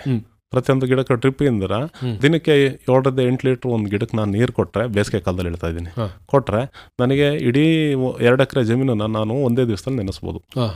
ಅದೇ ನೀವು ಆಯಿ ನೀರು ಅಂತ ಹಾಸ್ತಾರೆ, ತುಂಬಾ ವೇಸ್ಟ್. ರೈತರು ಮಾಡ್ತಾರ ತಪ್ಪು. ನಾನು ತುಂಬಾ ಜನಕ್ಕೆ ಇದನ್ನ ಸಜೆಸ್ಟ್ ಮಾಡ್ತೀನಿ, ದಯವಿಟ್ಟು ರೈತರು ಹನಿ ನೀರಾವರಿಗೆ ನೀವು ಪ್ರಾಮುಖ್ಯತೆ ಕೊಡಿ, ಆಯಿ ನೀರಿಗೆ ಪ್ರಾಮುಖ್ಯತೆ ಕೊಡ್ಲೇಬೇಡಿ. ನೀವು ಎಷ್ಟು ಆಯಿ ನೀರು ಹಾಯಿಸ್ತಿರೋ ಅಷ್ಟು ನಿಮ್ಗೆ ಬೋರ್ವೆಲ್ ಇಂದ ನೀರು ವೇಸ್ಟು, ನಿಮ್ಗೂ ಕೆಲಸ. ಯಾಕಂದ್ರೆ 24 ಗಂಟೆ ಮನುಷ್ಯ ಒಬ್ಬ ನಿಂತ್ಕೊಳ್ಳೇಬೇಕು. ಎಲ್ಲಿವರೆಗೂ ಕರೆಂಟ್ ಇರುತ್ತೆ ಪಂಪ್ ಸೆಟ್ ಅಲ್ಲಿ, ಅಲ್ಲಿವರೆಗೂ ನೀರು ಬಿಡಬೇಕು ಅಂದ್ರೆ ಆ ಮನುಷ್ಯ ಗುದ್ಲಿ ಇಟ್ಕೊಂಡು ನಿಂತ್ಕೊಳ್ಳೇಬೇಕು. ಅದು ತಪ್ಪು. ಅದು ಆಕ್ಚುಲಿ ನಾವು ಏನೇ ಬೆಳೆ ಮಾಡಿದ್ರು ಕೂಡ ಅದು ಡ್ರಿಪ್ ಮೂಲಕನೇ ಕೊಡಬೇಕು. ಮತ್ತೆ ಡ್ರಿಪ್ ಮೂಲಕನೇ ನಾವು ಜಾಸ್ತಿ ಬೆಳೆ ಅಂತೇನೋ ಪರ್ಮನೆಂಟ್ ಬೆಳೆ ಈಗ ರಾಗಿ, ಗೋಧಿ ಇದಕ್ಕೆಲ್ಲ ಮಾಡಕ್ಕಾಗಲ್ಲ. ಏನು ತೋಟಗಾರಿಕೆ ಬೆಳೆ ಏನಿದೆ ಅದಕ್ಕೆ ದಯವಿಟ್ಟು ನೀರು ಹಾಯಿಸ್ಬಿಡಿ. ಇವರೆಲ್ಲ ಏನ್ ಮಾಡ್ತಾರೆ ಅಂದ್ರೆ 50 ಅಡಿಕೆ ಮರ ಐತೆ 10 ಕುಂಟೆಲಿ ಅಂದ್ರೆ ಇಡೀ 10 ಕುಂಟೆಗೆ ಒಂದೇ ಸಲ ನೀರು ಕಟ್ಟಿ ಬಿಡ್ತಾರೆ. ತುಂಬಾ ತಪ್ಪು ಸರ್ ಅದು. ಅದರಿಂದ ಕಳೆನೂ ಬೆಳೆಯುತ್ತೆ ನಿಮ್ ಜಮೀನಲ್ಲಿ, ಅದರಿಂದ ನೀರು ವೇಸ್ಟ್ ಆಗುತ್ತೆ, ನಿಮ್ ಕರೆಂಟು ವೇಸ್ಟ್ ಆಗುತ್ತೆ. ಈಗ ಕರ್ನಾಟಕ ಸರ್ಕಾರದಿಂದ ಕರೆಂಟ್ಗೆ ದುಡ್ಡಿಲ್ಲ ಅಂದ್ರೆ ನಾವು ಯಾವ್ದೋ ಜಮೀನಿಗೆ ಕರೆಂಟ್ ಬೋರ್ವೆಲ್ ಸ್ಟಾರ್ಟ್ ಮಾಡ್ತೀವಿ ಅಂದ್ರೆ ಯಾವ್ದೇ ರೀತಿ ಚಾರ್ಜ್ಗಳಾಗ್ತಾ ಇಲ್ಲ. ಅದೇ ನೀವು ಬೇರೆ ಸ್ಟೇಟ್ಗಳಾದ ರಾಜ್ಯಗಳಲ್ಲಾದ್ರೆ ಸರ್ ಒಬ್ಬ ರೈತನಿಗೆ ತಿಂಗಳಿಗೆ 10,000 ಕರೆಂಟ್ ಚಾರ್ಜ್ ಬರುತ್ತೆ. ರಾಜಸ್ಥಾನದಲ್ಲಿ, UP ರಾಜಸ್ಥಾನದಲ್ಲಿ ಎಲ್ಲ ಮೀಟರ್ ಅಳವಡಿಸವ್ರೆ. 10,000 ಅವ್ನು ರಾಗಿ ನಾರು ಬೆಳೀಲಿ, ಗೋಧಿ ನಾರು ಬೆಳೀಲಿ, ಅವ್ನು ನೀರು ಹಾಯಿಸ್ತಾ ಜಮೀನಿಗೆ ಅಂದ್ರೆ 10,000 ಕರೆಂಟ್ ಚಾರ್ಜ್ ಕೊಡ್ತಾರೆ. ಬಟ್ ನಮ್ ಕಡೆ sir without any charges of electricity ತುಂಬಾ ಅನುಕೂಲ ಆಗಿದೆ. ಇದರಿಂದ ನಮ್ಮ ರೈತರು ಬಹಳ ಮುಂದೆ ಬರಕ್ ಸಾಧ್ಯ ಆಗಿದೆ. ಅದೇ ನೀವು 10,000 ಕಟ್ಬೇಕು ಅಂದ್ರೆ ಯಾವ ರೈತರು ಕೆಲಸ ಮಾಡಕ್ಕೆ ಹೋಗೋದಿಲ್ಲ, ಆಗಲ್ಲ, ಕಟ್ಟಕ್ಕಾಗಲ್ಲ. ಅದಕ್ಕೆ ಏನ್ ಮಾಡ್ತಾವ್ರೆ, ಆಯಿ ನೀರು ಹಾಯಿಸ್ಬಿಟ್ಟು ಕಟ್ಟು ಬಿಡ್ತಾರೆ ಜಮೀನಿಗೆ. 50 ಗಿಡ ಅಡಿಕೆ ಸೋಸಿ ಇದ್ರೆ ಇಡೀ 4-5 ಗಂಟೆ ನೀರು ಕಟ್ಬಿಡ್ತಾರೆ. ಬಹಳ ತಪ್ಪದು. ಇದರಿಂದ ಎಲ್ಲರಿಗೂ ಲಾಸು. ನೋಡಿ, ಅಲ್ಲಿ ನೀರು ಪೋಲ್ ಆಗುತ್ತೆ, ಹೌದು, ಜೊತೆಗೆ ವಿದ್ಯುತ್ ಕೂಡ ಪೋಲ್ ಆಗುತ್ತೆ. ನೀವು ಎಷ್ಟು ಕೊಳವೆ ಬಾವಿಗಳು ಮಾಡ್ಕೊಂಡಿದ್ರಿ? ಸರ್ ನಾನು ಆಕ್ಚುಲಿ ನಂದು ಒಂದು 6 ಬೋರ್ವೆಲ್ ಕರ್ಸಿದ್ದೆ. ಈಗ ತಾತ್ಕಾಲಿಕ ನಾನು 2ರಲ್ಲಿ ಮಾತ್ರ ಓಡಿಸ್ತಾ ಇದ್ದೀನಿ. 2 ಚೆನ್ನಾಗಿ ನೀರು ಬರುತ್ತೆ? ಬರುತ್ತೆ ಸರ್, ತುಂಬಾ ಚೆನ್ನಾಗಿ ನೀರು ಬರುತ್ತೆ. ಅದನ್ನ ಯೂಸ್ ಮಾಡ್ತಾ ಇರೋದು ನಾನು ಒಂದೇನೆ, ಇನ್ನೊಂದು ಯೂಸ್ ಮಾಡ್ತಾ ಇಲ್ಲ. ನೀವು ಮೊದಲು ಹಾಯಿ ನೀರು ಮಾಡ್ತಿದ್ರ ಅಥವಾ ಮೊದಲಿಂದನೂ ಕೂಡ? ಹಾಯಿ ನೀರು ಯಾವಾಗಲೂ ಮಾಡಿಲ್ಲ. ನಾನು ಯಾವಾಗ ತೋಟ ಬೆಳೆ ಶುರು ಮಾಡಿದೆ ಸ್ಟಾರ್ಟಿಂಗ್ ಇಂದನೇ ನಾನು ಹನಿ ನೀರಾವರಿಗೆ ಡಿಪೆಂಡ್ ಆಗ್ಬಿಟ್ಟೆ. ಈ ತುಂಬಾ ಜನದ ಸಮಸ್ಯೆ ಏನು ಅಂತ ಅಂದ್ರೆ ಹನಿ ನೀರಾವರಿದು ನಿರ್ವಹಣೆ ಮಾಡಬೇಕು, ಅದು ಮಾಡಕ್ಕಾಗದೇ ಎಲ್ಲೋ ಕಟ್ಕತ್ತು ಅಂತ ಇನ್ನೊಂದಾಯ್ತು ಅಂತ ಹೇಳಿ ಅದ್ರ ಸವಾಸನೆ ಬೇಡ ಅಂತ ಅನ್ಕೊಂಡು ಇದ್ ಮಾಡ್ಬಿಡ್ತಾರೆ. ನೀವು ಹೇಗೆ ನಿರ್ವಹಣೆಯನ್ನ ಮಾಡ್ತಾ ಇದ್ದೀರಿ? ನಿರ್ವಹಣೆ ಏನು ಇಲ್ಲ ಸರ್, ಅದು ತಪ್ಪು. ಅದು ಬಾವಿಯಲ್ಲಿ ಏನೋ ಶಿಲ್ಟ್ ಜಾಸ್ತಿ ಇರುತ್ತೆ, ಅಂತ ಬಾವಿಗಳಲ್ಲಿ ಮಾತ್ರ ಆ ಸಮಸ್ಯೆ ಬರುತ್ತೆ. ಶಿಲ್ಟ್ ಬರ್ತಾ ಇದೆ ನನ್ನ ಬಾವಿಲಿ, ಹಂಗಾಗ್ತದೆ. ಅದ್ರಲ್ಲೂ ವ್ಯವಸ್ಥೆಗಳು ತುಂಬಾ ಡ್ರಿಪ್ ಗಳಿದೆಯಲ್ಲ, ಅದ್ರ ಒಂದು ಒಳಗಡೆ ಏನಂತಾರ ಅದು ಜಾಲಿ ಬರುತ್ತಲ್ಲ, ಜಾಲಿಗೆ ಪರದೆ ಅದ್ರೊಳಗಿರುತ್ತೆ, ಅದನ್ನ ತೆಗೆದು ಬಿಟ್ರೆ ಸಾಕು ಸರ್. ಅದನ್ನ ಹಾಕದ್ ಬೇಡ, ಸೀದಾ ಡ್ರಿಪ್ ಹಾಕ್ಬಿಟ್ಬಿಡೋದು. ಆ ಜಾಲಿ ಹಾಕಿದ್ರೆ ಮಾತ್ರ ಅದ್ರಲ್ಲಿ ಬಂದು ಶಿಲ್ಟ್ ಕಟ್ಕೊಂಡು ಆಮೇಲೆ ನಿರ್ವಹಣೆ ಮಾಡೋದು ಕಷ್ಟ ಆಗುತ್ತೆ, ನೀರ್ ಹನಿಯಲ್ಲ ಅಂತ ಹೇಳ್ತಾರೆ. ಬಟ್ ಆ ಜಾಲಿ ತೆಗೆದ್ಬಿಟ್ರೆ ಆರಾಮಾಗಿ ನೀರು ಹೋಗ್ತಾ ಇದೆ ಸರ್. ನಾನು ಅದೇ ತರ ಮಾಡಿದ್ದೀನಿ. ಎಷ್ಟು ವರ್ಷ ಆಯ್ತು ನೀವು ಹನಿ ನೀರಾವರಿ ಸೌಲಭ್ಯ ಮಾಡ್ಕೊಂಡ್ರೆ? ಸರ್ ಆಯ್ತು, 10 ವರ್ಷ ಆಯ್ತು. 10 ವರ್ಷ ಆಯ್ತು. 10 ವರ್ಷದಿಂದನೂ ಚೆನ್ನಾಗಿದೆ. ಹೌದು, ಇವತ್ತು ಎಲ್ಲಾ ಗಿಡಕ್ಕೂ ನೀರು ಹೋಗುತ್ತೆ, ಸಮರ್ಪಕವಾಗಿ ಹೋಗುತ್ತೆ. ಎಲ್ಲಾ ಗಿಡಕ್ಕೆ 100% ಹೋಗಲಿ, 80% ಅಂತೂ ಚೆನ್ನಾಗಿರುತ್ತೆ. ಇನ್ನೊಂದು 20% ಆದ್ರೆ ನಾವು ಅದನ್ನ ರಿಪ್ಲೇಸ್ ಮಾಡ್ಲೇಬೇಕಾದ್ರೆ ಅದು ವರ್ಷ ನೋಡ್ತಾ ಇರ್ಬೇಕು. ನೀರು ಉಳಿಸ್ಬೇಕು, ಕರೆಂಟ್ ಉಳಿಸ್ಬೇಕು ಅಂತ ಅಂದ್ರೆ ಅಷ್ಟಾರು ನಾವು ಮಾಡ್ಲೇಬೇಕು. ಹೌದು ಅಲ್ವಾ?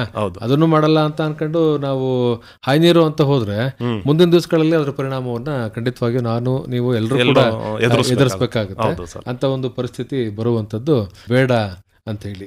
ಮೆಣಸು ಎಷ್ಟು ವರ್ಷ ಇತ್ತು ನಿಮ್ಮ ತೋಟದಲ್ಲಿ? ಸರ್ ಅದು ನಾವು ಸುಮಾರು 10 ವರ್ಷಗಳಿಂದ ನಾನು ಯಾವಾಗ ಕಾಫಿ ಹಾಕಿದ್ನೋ ಅದೇ ವರ್ಷ ಮೆಣಸು ಕೂಡ ಹಾಕಿದ್ದೆ. ಬಟ್ ಮೆಣಸು ಒಂದು 3-4 ವರ್ಷದೊಳಗೆ ಒಂದ್ಸಲ ರೋಗ ಬಂದ್ಬಿಡ್ತು ಸರ್. ಇಡೀ ಸಕಲೇಶ್ವರಗಳ ತೋಟಗಳಲ್ಲೂ ಕೂಡ ರೋಗ ಕಾಣಿಸ್ಕತ್ತು. ಹಳದಿ ಕಲರ್ ಹಳದಿ ರೋಗ, ಬೇರು ಕೊಳೆ ರೋಗ, ಹಳದಿ ರೋಗ ಅಂತ ಬಂದ್ರೆ ಸರ್ ಅದು ಬಂದ ಮೇಲೆ ನೀವು ಯಾವುದೇ ಔಷಧಿ ಯಾವುದೇ ಗೊಬ್ಬರಗಳು ಯೂಸ್ ಮಾಡಿದ್ರು ಕೂಡ ಅದನ್ನು ಉಳಿಸ್ಕೊಳಕ್ ಆಗದೆ ಇರೋ ತರ ರೋಗ ಅದು ಸರ್. ನನ್ನ ತೋಟ ಅಲ್ಲ, ನೀವು ಎಲ್ಲೇ ಹೋಗಿ ಮಲೆನಾಡು ಸೈಡ್ ಅಲ್ಲಿ ಅಲ್ಲೂ ಕೂಡ ಇದೇ ರೋಗನ ಅವರು ಅನುಭವಿಸ್ತಾ ಇದ್ದಾರೆ. ಇದಕ್ಕೆ ಪರ್ಮನೆಂಟ್ ಆಗಿ ಸೊಲ್ಯೂಷನ್ ಇನ್ನೂ ಸಿಕ್ಕೇ ಇಲ್ಲ. ಇದಕ್ಕೆ ಯಾವ ತೋಟಗಾರಿಕೆ ಇಲಾಖೆಯಿಂದ ಇದ್ರ ಬಗ್ಗೆ ಮಾಡ್ತಾ ಇದಾರೆ, ರಿಸರ್ಚ್ ಮಾಡಿದ್ದಾರೆ, ಬಟ್ 100% ಸಕ್ಸಸ್ ಇನ್ನೂ ಕಂಡಿಲ್ಲ ಸರ್ ಆ ರೋಗಕ್ಕೆ. ಅದಕ್ಕೆ ಈಗ ಮೆಣಸಿಗೆಲ್ಲ ತುಂಬಾ ದುಬಾರಿ ಆಗ್ತಾ ಇದೆ ಮೆಣಸು. ಈಗ ಏನು 200 ಬಳ್ಳಿ ಇದೆ ಅಂತ ಹೇಳಿದ್ರೆ ಅವು ಚೆನ್ನಾಗಿ ಫಸಲು ಕೊಡ್ತಾ ಇದಾವೆ? ಹೌದು ಸರ್. ಅದು ರೋಗ ಬಂದು ಹೋದ್ಮೇಲೆ ಉಳಿದಿರೋ ಗಿಡಗಳವು ಚೆನ್ನಾಗಿ ಫಸಲಿದೆ ಸರ್. ಎಷ್ಟಾಯ್ತು ಮೆಣಸು ಸರ್? ನಂದು 100 ಬಳ್ಳಿಗೆ ಒಂದು 1.5 ಕ್ವಿಂಟಾಲ್ವರೆಗೂ ಸಿಗ್ತಾ ಇದೆ ಮೆಣಸಾಯ್ತು. ಅದಕ್ಕೂ ಒಳ್ಳೆ ಬೆಲೆ ಇದೆ ಅಲ್ವಾ? ಹೌದು ಸರ್, ತುಂಬಾ ಬೆಲೆ ಇದೆ ಈ ಸಲ ಸರ್. ಕಾಫಿಗೂ ಕೂಡ ಬೆಲೆ ಇದೆ, ಮೆಣಸಿಗೂ ಕೂಡ ಬೆಲೆ ಇದೆ. ಕಾಫಿ ಮತ್ತೆ ಮೆಣಸನ್ನ ನೀವು ಹಾಸನದಲ್ಲಿ ದುದ್ದದಲ್ಲಿ ಮಾರಾಟ ಮಾಡಕ್ಕಾಗಲ್ಲ, ಹಾಗಾಗಿ ಎಲ್ಲಿ ಮಾರಾಟ ಮಾಡ್ತೀರಿ ಸರ್? ಮಾರಾಟ ಮಾಡೋದು ಸಕಲೇಶ್ವರದಲ್ಲಿ ನನಗೆ ಯಾರು ಇದನ್ನ ಗಿಡಗಳೆಲ್ಲ ಕೊಟ್ಟಿದ್ರು ಅವರೇ ಕೊಂಡ್ಕೊತಾರೆ, ಅವರೇ ಖರೀದಿ ಮಾಡ್ತಾರೆ. ನಾನು ಎಲ್ಲ ರೆಡಿ ಮಾಡಿ ಫೋನ್ ಮಾಡಿದ್ರೆ ಅವರನ್ನ ವಾಹನ ಕಳಿಸ್ಬಿಟ್ಟು ಇಲ್ಲಿಂದಾನೆ ಕಲೆಕ್ಟ್ ಮಾಡಿಸ್ಕೊತಾರೆ. ಸುಮ್ಮನೆ ಫೋನಲ್ಲಿ ವ್ಯವಹಾರ, ಬ್ಯಾಂಕಿಗೆ ಅಕೌಂಟ್ಗೆ ದುಡ್ಡು ಹಾಕ್ತಾರೆ. ನೀವು ಎಲ್ಲಿ ಇದು ಗಿಡಗಳನ್ನ ಖರೀದಿ ಮಾಡಿದ್ರು ಅವ್ರ ಜೊತೆ ಸಂಪರ್ಕ ಇಟ್ಕೊಂಡು? ಹೌದು ಸರ್, ಈಗಲೂ 10 ವರ್ಷ ಆಗಿದೆ. ಈಗಲೂ ಎಲ್ಲಾ ಟೈಮಲ್ಲೂ ಮಾತಾಡ್ತಾ ಇರ್ತೀನಿ ಅವ್ರ ಜೊತೆ. ಸಂಪರ್ಕ, ಎಲ್ಲಾ ತರದ ಸಲಹೆಗಳನ್ನು ನೀಟಾಗಿ ಕೊಡ್ತಾರೆ. ನಮ್ ರಿಲೇಷನ್ ಕೂಡ ಹೌದು. ಅದರಿಂದ ಯಾವಾಗ್ಲೂ ಸಂಪರ್ಕದಲ್ಲಿ ಇದ್ನಲ್ಲ, ಅವರ ಇದ್ರ ಮೇಲೆ ಪ್ರೋತ್ಸಾಹದ ಮೇಲೆ ನಾನು, ಇಲ್ಲಾಂದ್ರೆ ನನ್ನ ಸ್ನೇಹಿತರಿದ್ದಾರೆ ಗಿರೀಶ್ ಪಾಟೀಲ್ ಅಂತ, ಅವರು ಕೂಡ ಸ್ವಲ್ಪ ಕಾಫಿ ಎಲ್ಲ ಅದ್ರ ಬಗ್ಗೆ ತುಂಬಾ ನಾಲೆಡ್ಜ್ ಇದೆ ಅವ್ರಿಗೆ. ಅವ್ರನ್ನ ಕೇಳಿ ತಿಳ್ಕೊತಾ ಇರ್ತೀನಿ. ಅಡಿಕೆಯನ್ನು ಕೂಡ ಹಾಕಿದ್ರಲ್ಲ ತೋಟದಲ್ಲಿ? ಹೌದು ಸರ್. ಎಷ್ಟು ಅಡಿಕೆ ಇದೆ ಸರ್? ಟೋಟಲ್ ನನಗೆ 1200 ಗಿಡ ಇದೆ ಅಡಿಕೆ. 1200 ಗಿಡದೊಳಗೆ 500 ಗಿಡ ಮಾತ್ರ ಫಸಲಿಗೆ ಬಂದಿದೆ. ಅದೆಲ್ಲ 10 ವರ್ಷದ ಗಿಡ ಅದು. ಇನ್ನು 700 ಗಿಡ ಬಂದು ಅದೇ ನಾನು ಸಿಲ್ವರ್ ಎಲ್ಲ ಬಿದ್ದು ಮೇಲೆ ಲಾಸ್ ಆಗ್ಬಿಡ್ತು ಅಂತ ಹೇಳಿ ಮತ್ತೆ ಸಿಲ್ವರ್ ಗಿಡದ ಪರ್ಯಾಪ್ತ ವ್ಯವಸ್ಥೆಗೆ ನಾನು ಅಡಿಕೆ ಹಾಕ್ತೆ. ಮತ್ತೆ ಈಗಿಲ್ಲ 4 ವರ್ಷ ಆಗಿದೆ ಅದಕ್ಕೆ. ಸುಮಾರು ಕಾಫಿಯಿಂದ ಎತ್ತರಕ್ಕೆ ಬಂದಿದೆ ಅದು ಕೂಡ. ಒಟ್ಟು 1200 ಗಿಡ ಇದೆ. ಎಷ್ಟು ಗಿಡ ಫಸಲು ಕೊಡ್ತಾ ಇದೆ ಈಗ ಸದ್ಯಕ್ಕೆ? 500 ಗಿಡ ಕೊಡ್ತಾ. 500 ಗಿಡ. ಈ ಕಾಫಿಯಲ್ಲಿ ಅಂತರ್ಬೆಳೆಯಾಗಿ ಅಡಿಕೆ ಹಾಕೊಳ್ತಾ ಇದ್ದೀನಿ ಅಂತ ಹೇಳಿದ್ರಿ. ಕಾಫಿಲಿ ಅಂತರ್ಬೆಳೆ ಅಡಿಕೆ ಹಾಕಿದ್ದೀನಿ, ಅಡಿಕೆ ಒಳಗೆ ಅಂತರ್ಬೆಳೆಯಾಗಿ ಏಲಕ್ಕಿ ಹಾಕಿ. ಹೌದು. ಕಾಫಿಯಲ್ಲಿ ಮಾಡ್ತಾ ಇರೋದ್ರಿಂದ ಏನು ಅನುಕೂಲ ಅಂತ ಅನ್ಸುತ್ತೆ? ಕಾಫಿಲಿ ಸರ್, ಈಗ ನಂದು ಸಿಲ್ವರ್ ಮರಗಳಲ್ಲಿ ಬಿದ್ದೋದ್ಮೇಲೆ ಅಥವಾ ಅವು ಮರ ದಪ್ಪ ಆದ್ಮೇಲೆ ಕಡಿಸ್ಲೇಬೇಕು ಅನ್ನೋ ವ್ಯವಸ್ಥೆ ಬಂದಾಗ, ಯಾಕಂದ್ರೆ ಜಾಸ್ತಿ ನೆರಳು ಕೂಡ ಆಗಲ್ಲ. ಈಗ 100% ನೆರಳು ಬೇಡ ಕಾಫಿಗೆ, 60% ನೆರಳು ಬೇಕು, 40% ಸೂರ್ಯ ಬಿಸಿಲು ಬೇಕು. ಅಂತ ಟೈಮಲ್ಲಿ ಏನಂತ ನಾನು ಮೊದಲು ನಂದು ಉದ್ದೇಶ ಇದ್ದಿದ್ದು ಓನ್ಲಿ ಸಿಲ್ವರ್ ಗಿಡ ಹಾಕೋದು. ಈಗ ಸಿಲ್ವರ್ ಗಿಡ ಎಲ್ಲ ಬಿದ್ದೋದ್ಮೇಲೆ ನನಗೆ ನೆರಳಿಗೆ ಅಭಾವ ಆಯ್ತು. ಜೊತೆಗೆ ನಾನು ನಮ್ಮ ಸ್ನೇಹಿತರುಗಳಿಗೆಲ್ಲ ವಿಚಾರಿಸಿದಾಗ, ನೆರಳಿಗೆ ನೀನು ಅರ್ಜೆಂಟ್ ನೆರಳು ಬೇಕು ಅಂದ್ರೆ ಆಲ್ವಾಣ ಗಿಡಗಳ ಹಾಕು ಅಂತ ಸಜೆಸ್ಟ್ ಮಾಡಿದ್ರು. ನಮ್ ಕಡೆ ಆಲ್ವಾಣ ಗಿಡನು ಈಗ ತುಂಬಾ ಕಷ್ಟ ಸಿಗೋದು. ಅದಕ್ಕೂ ಸಕಲೇಶ್ವರಕ್ಕೆ ಹೋಗ್ಬೇಕು. ನಾನು ಅಲ್ಲಿಗೆ ಹೋಗಿ ಸರ್ 200 ಆಲ್ವಾಣದ ಟೆನಿಗಳು ಅಂದ್ರೆ ಕೊಂಬೆಗಳು ಅವನ್ ಕತ್ತರಿಸ್ಕೊ ಬಂದು ನಟ್ಟೆ ಸರ್. ನಟ್ಟೆ ತುಂಬಾ ಚೆನ್ನಾಗಿ ಬಂದಿದ್ದಾವೆ. 1 ವರ್ಷಕ್ಕೆ ನೆರಳು ಕೊಟ್ಬಿಟ್ಟು ಅವು. ಈಗ ಅದು ಹಾಕೋದ್ರಿಂದ ಏನು ಉಪಯೋಗ ಅಂದ್ರೆ, ಅದರಲ್ಲಿ ಎಲೆಗಳು ಮತ್ತೆ ಕಾಂಡದಲ್ಲಿ ತುಂಬಾ ಹೇರಳವಾಗಿ ಪೊಟ್ಯಾಷಿಯಂ ಇದೆ ಹಲವಾಣ ಗಿಡಗಳಲ್ಲಿ. ಆ ಪೊಟ್ಯಾಷಿಯಂ ಇರೋದ್ರಿಂದ ಅದ್ರದ್ದು ಕಸ ಎಲ್ಲ ಕೆಳಗೆ ಬಿದ್ದರೆ ಆ ಎಲೆಗಳು ಮತ್ತೆ ರೀಸೈಕಲಿಂಗ್ ಆಗಿ ಪೊಟ್ಯಾಷಿಯಂ ಪ್ರೊವೈಡ್ ಮಾಡ್ಬಿಡ್ತವೆ ಗಿಡಗಳಿಗೆ. ಅದರಿಂದ ಗಿಡನೂ ಚೆನ್ನಾಗಿರುತ್ತೆ, ನೆರಳು ಸಿಗುತ್ತೆ, ಮತ್ತೆ ನಮಗೆ ಕೆಲಸನೂ ಕಡಿಮೆ. ಮತ್ತೆ ಪ್ರತಿ ವರ್ಷನೂ ಅದನ್ನು ನಾವು ಕೂಡ ಕ್ಲೋನಿಂಗ್ ಮಾಡಲೇಬೇಕು. ಕ್ಲೋನಿಂಗ್ ಅಂದ್ರೆ ಕತ್ತರಿಸ್ಬಿಟ್ಟು ಅದನ್ನ ಪುಡಿ ಮಾಡಿ ಅಲ್ಲೇ ಹಾಕಿದ್ರೆ ಅದು ಗೊಬ್ಬರನೂ ಆಗುತ್ತೆ, ಮತ್ತೆ ಹೊಸದಾಗಿ ಚಿಗುರುನು ಬರುತ್ತೆ. ಒಂದು ನೆರಳಿನ ವ್ಯವಸ್ಥೆಗೋಸ್ಕರ, ಇನ್ನೊಂದು ಗೊಬ್ಬರದ ವ್ಯವಸ್ಥೆಗೋಸ್ಕರ ಹಲವಣ ಹಾಕ್ಲೇಬೇಕು. ಅದಕ್ಕೆ ಹಲವಣ ಹಾಕೊಂಡಿದ್ದೀರಿ ಸರ್? ನಾನು ಈಗ ಒಂದು 200-300 ಹಲವಣ ಹಾಕೊಂಡಿದ್ದೀನಿ. ಮತ್ತೆ ಅದ್ರ ಜೊತೆ ಸಿಲ್ವರ್ ಗಿಡಗಳು ಇದೆ. ಸಿಲ್ವರ್ ತೆಗ್ಸಿದ್ರೆ ಆಲ್ವಾಣಗಳೇ ಅದಕ್ಕೆ. ಮತ್ತೆ ಈಗ ಅದ್ರೊಳಗೆ ಅಡಿಕೆನೂ ಹಾಕ್ಬಿಟ್ಟೆ. ಅಡಿಕೆ ಮೇಲಕ್ಕೆ ಎದ್ದ ತಕ್ಷಣ ಆಲ್ವಾಣ ಸಿಲ್ವರ್ ಎಲ್ಲ ಕಮ್ಮಿ ಮಾಡ್ಕೊಂಡು ಅಡಿಕೆನ ಮೇನ್ ಕ್ರಾಪ್ ಮಾಡ್ಕೊಬಿಡ್ತೀನಿ. ಕೆಳಗಡೆ ಕಾಫಿ ಇರುತ್ತೆ, ಮೇಲೆ ಅಡಿಕೆ ಇರುತ್ತೆ. ಅಡಿಕೆಗೆ ಏನೇನು ಕೆಲಸಗಳನ್ನ ಮಾಡ್ತೀರಾ ಒಂದು ವರ್ಷದಲ್ಲಿ? ಒಂದು ವರ್ಷದಲ್ಲಿ ಸರ್ ಅದೇನು ಜಾಸ್ತಿ ಅಷ್ಟೊಂದು ಕೆಲಸ ಹಿಡಿಯಲ್ಲ. ಮೇನು ನಾವು ನೀರೊಂದು ನೋಡ್ಕೋಬೇಕು. ಒಂದು ವರ್ಷಕ್ಕೆ 2-3 ಸಲ ಗೊಬ್ಬರ ಕೊಡಬೇಕು, 1-2 ಸ್ಪ್ರೇ ಔಷಧಿಗಳು ಕೊಡಬೇಕು, ಅಷ್ಟೇ ಕೆಲಸ ಅದು. ಅದಕ್ಕೆ ಈಗ ರೈತರೆಲ್ಲ ಈಗ ಅಡಿಕೆಗೆ ಮೊರೆ ಹೋಗ್ತಾ ಇದಾರೆ. ಬಟ್ ಎಲ್ಲಿವರೆಗೂ ಬೆಲೆ ಇರುತ್ತೋ ಅಲ್ಲಿವರೆಗೂ ಸಾಧ್ಯ ಚೆನ್ನಾಗಾಗುತ್ತೆ. ಒಂದ್ಸಲ ಬೆಲೆ ಬಿದ್ದೋಯ್ತು ಅಂದ್ರೆ ನಮ್ ರೈತರು ಏನ್ ಮಾಡ್ತಾರೆ, ಅಡಿಕೆನೂ ಕಡ್ದಾಕ್ಬಿಡ್ತಾರೆ, ಆ ಸ್ಥಿತಿಗೆ ಮುಂದ್ಬಿಡ್ತಾರೆ. ಈಗ ಅಡಿಕೆ ಚೆನ್ನಾಗಿ ಬೆಲೆ ಇದೆ, ಅದಕ್ಕೆ ಎಲ್ಲರೂ ಅಡಿಕೆನ ಮಾಡ್ತಾ ಇದ್ದಾರೆ. ನಾನು ಅಡಿಕೆ ಜೊತೆಗೆ ಪರ್ಯಾಯ ವ್ಯವಸ್ಥೆಗೋಸ್ಕರ ಬೇರೆ ಬೆಳೆಗಳ ಅದ್ರೊಳಗೆ ಸಮಗ್ರ ಕೃಷಿ, ಅದಕ್ಕೋಸ್ಕರ ಅಂದ್ರೆ ಬೇರೆ ಬೇರೆ ಬೆಳೆಗಳಿರ್ಬೋದು, ಒಂದೇ ಬೆಳೆ ಮೇಲೆ ನಾವು ಯಾವಾಗಲೂ ಕೂಡ. ಈಗ ನಾನು ಅಡಿಕೆಗಳ ಸುಮಾರು ನಾನು 700 ಗಿಡ ಅಡಿಕೆ ಹಾಕಿದ್ದೀನಿ. ಅದರೊಳಗೆ ಒಂದು 100-120 ಗಿಡ ಹೋಗ್ಬಿಟ್ಟಿದೆ. ಓಹೋ. ಅದೇ ಯಾಕೆಂದ್ರೆ ಅಡಿಕೆ ಒಳಗಿರೋದ್ರಿಂದ ನಮಗೆ ಕರೆಕ್ಟಾಗಿ ನೀರು ಹೋಗ್ತಾ ಇದೆಯಾ ಅದೆಲ್ಲ ಬೇಸಿಗೆಯಲ್ಲಿ ಗೊತ್ತೇ ಆಗಿರಲಿಲ್ಲ. ಯಾಕಂದ್ರೆ ನಾನು ಇಲ್ಲಿರಲಿಲ್ಲ, ಲೇಬರ್ ಮೇಲೆ ಡಿಪೆಂಡ್ ಆಗಿದ್ದೆ. ಅವರು ಕರೆಕ್ಟಾಗಿ ನೋಡ್ಕೊಳ್ಳಿಲ್ಲ, ಒಟ್ಟಿನಲ್ಲಿ ಗಿಡ ಹೋಗಿದೆ. ಈಗ ನಾನು ಅದಕ್ಕೆ ಏನು ಯೋಚನೆ ಮಾಡ್ತಾ ಇದ್ದೀನಿ ಅಂದರೆ, ಮತ್ತೆ ಅಡಿಕೆ ಹಾಕೋದ್ರಿಂದ ತುಂಬ ವೇಸ್ಟ್, ಟೈಮ್ ವೇಸ್ಟು, ಮತ್ತು ನಾವು ಅದರಿಂದ ಅದೇ ಅಷ್ಟೊಂದು ಮಾಡ್ತೀವಿ, ಮುಂದಕ್ಕೆ ಅಡಿಕೆಗೆ ಬೆಲೆ ಸಿಗಲಿಲ್ಲ ಅಂದರೆ ಏನು ಮಾಡೋದು ಅಂತ ಹೇಳಿ ಈಗ ಜೈಕಾಯಿಗೆ ಹಾಕಿದ್ರೆ ತುಂಬ ಚೆನ್ನಾಗಿರುತ್ತೆ ಅಂತ ಕೆಲವರು ಸಜೆಸ್ಟ್ ಮಾಡವ್ರೆ. ಅದಕ್ಕೆ ಅದನ್ನೇ ಹಾಕೋಣ ಅಂತ ಈ ಸಲ ಜೈಕಾಯಿ ಗಿಡ ಹುಡುಕ್ತಾ ಇದ್ದೀನಿ. ನಮ್ಮ ಕಡೆ ಜೈಕಾಯಿ ಕೃಷಿ ತುಂಬಾ ಕಡಿಮೆ ಇದೆ, ತುಂಬಾ ಕಡಿಮೆ ಇದೆ. ನಾವೇನಾದ್ರೂ ಕೇರಳ, ಮಹಾರಾಷ್ಟ್ರ ಈ ಕಡೆ ಕೃಷಿ ಕೇಂದ್ರಗಳಿಗೆ ಹೋಗಿ ತರಬೇಕು. ಅದು ಜೈಕಾಯಿ ಗಿಡ ನಾನು ಇಲ್ಲೊಂದು ಶ್ರವಣಬೆಳಗೊಳದಲ್ಲಿ ಒಂದು ಫಾರ್ಮ್ ಇದೆ, ಅಲ್ಲಿ ವಿಚಾರಿಸಿದಾಗ ಅವರು ದೇಶಿ ಗಿಡ, ದೇಶಿ ಅಂದ್ರೆ ಸ್ಥಳೀಯ ಗಿಡಕ್ಕೆ 220-250 ರೂಪಾಯಿ ರೇಟ್ ಹೇಳಿದ್ರು. ಮತ್ತೆ ನನಗೆ ಹೈಬ್ರಿಡ್ ಗಿಡಗಳು ಬೇಕು. ಹೈಬ್ರಿಡ್ ಗಿಡ ಅದು 700-800-1000 ರೂಪಾಯಿ ಕಸಿ ಕಟ್ಟಿದ್ದು, 1000 ರೂಪಾಯಿವರೆಗೂ ಇದೆ ಒಂದು ಗಿಡ. ತುಂಬಾ ದುಬಾರಿ.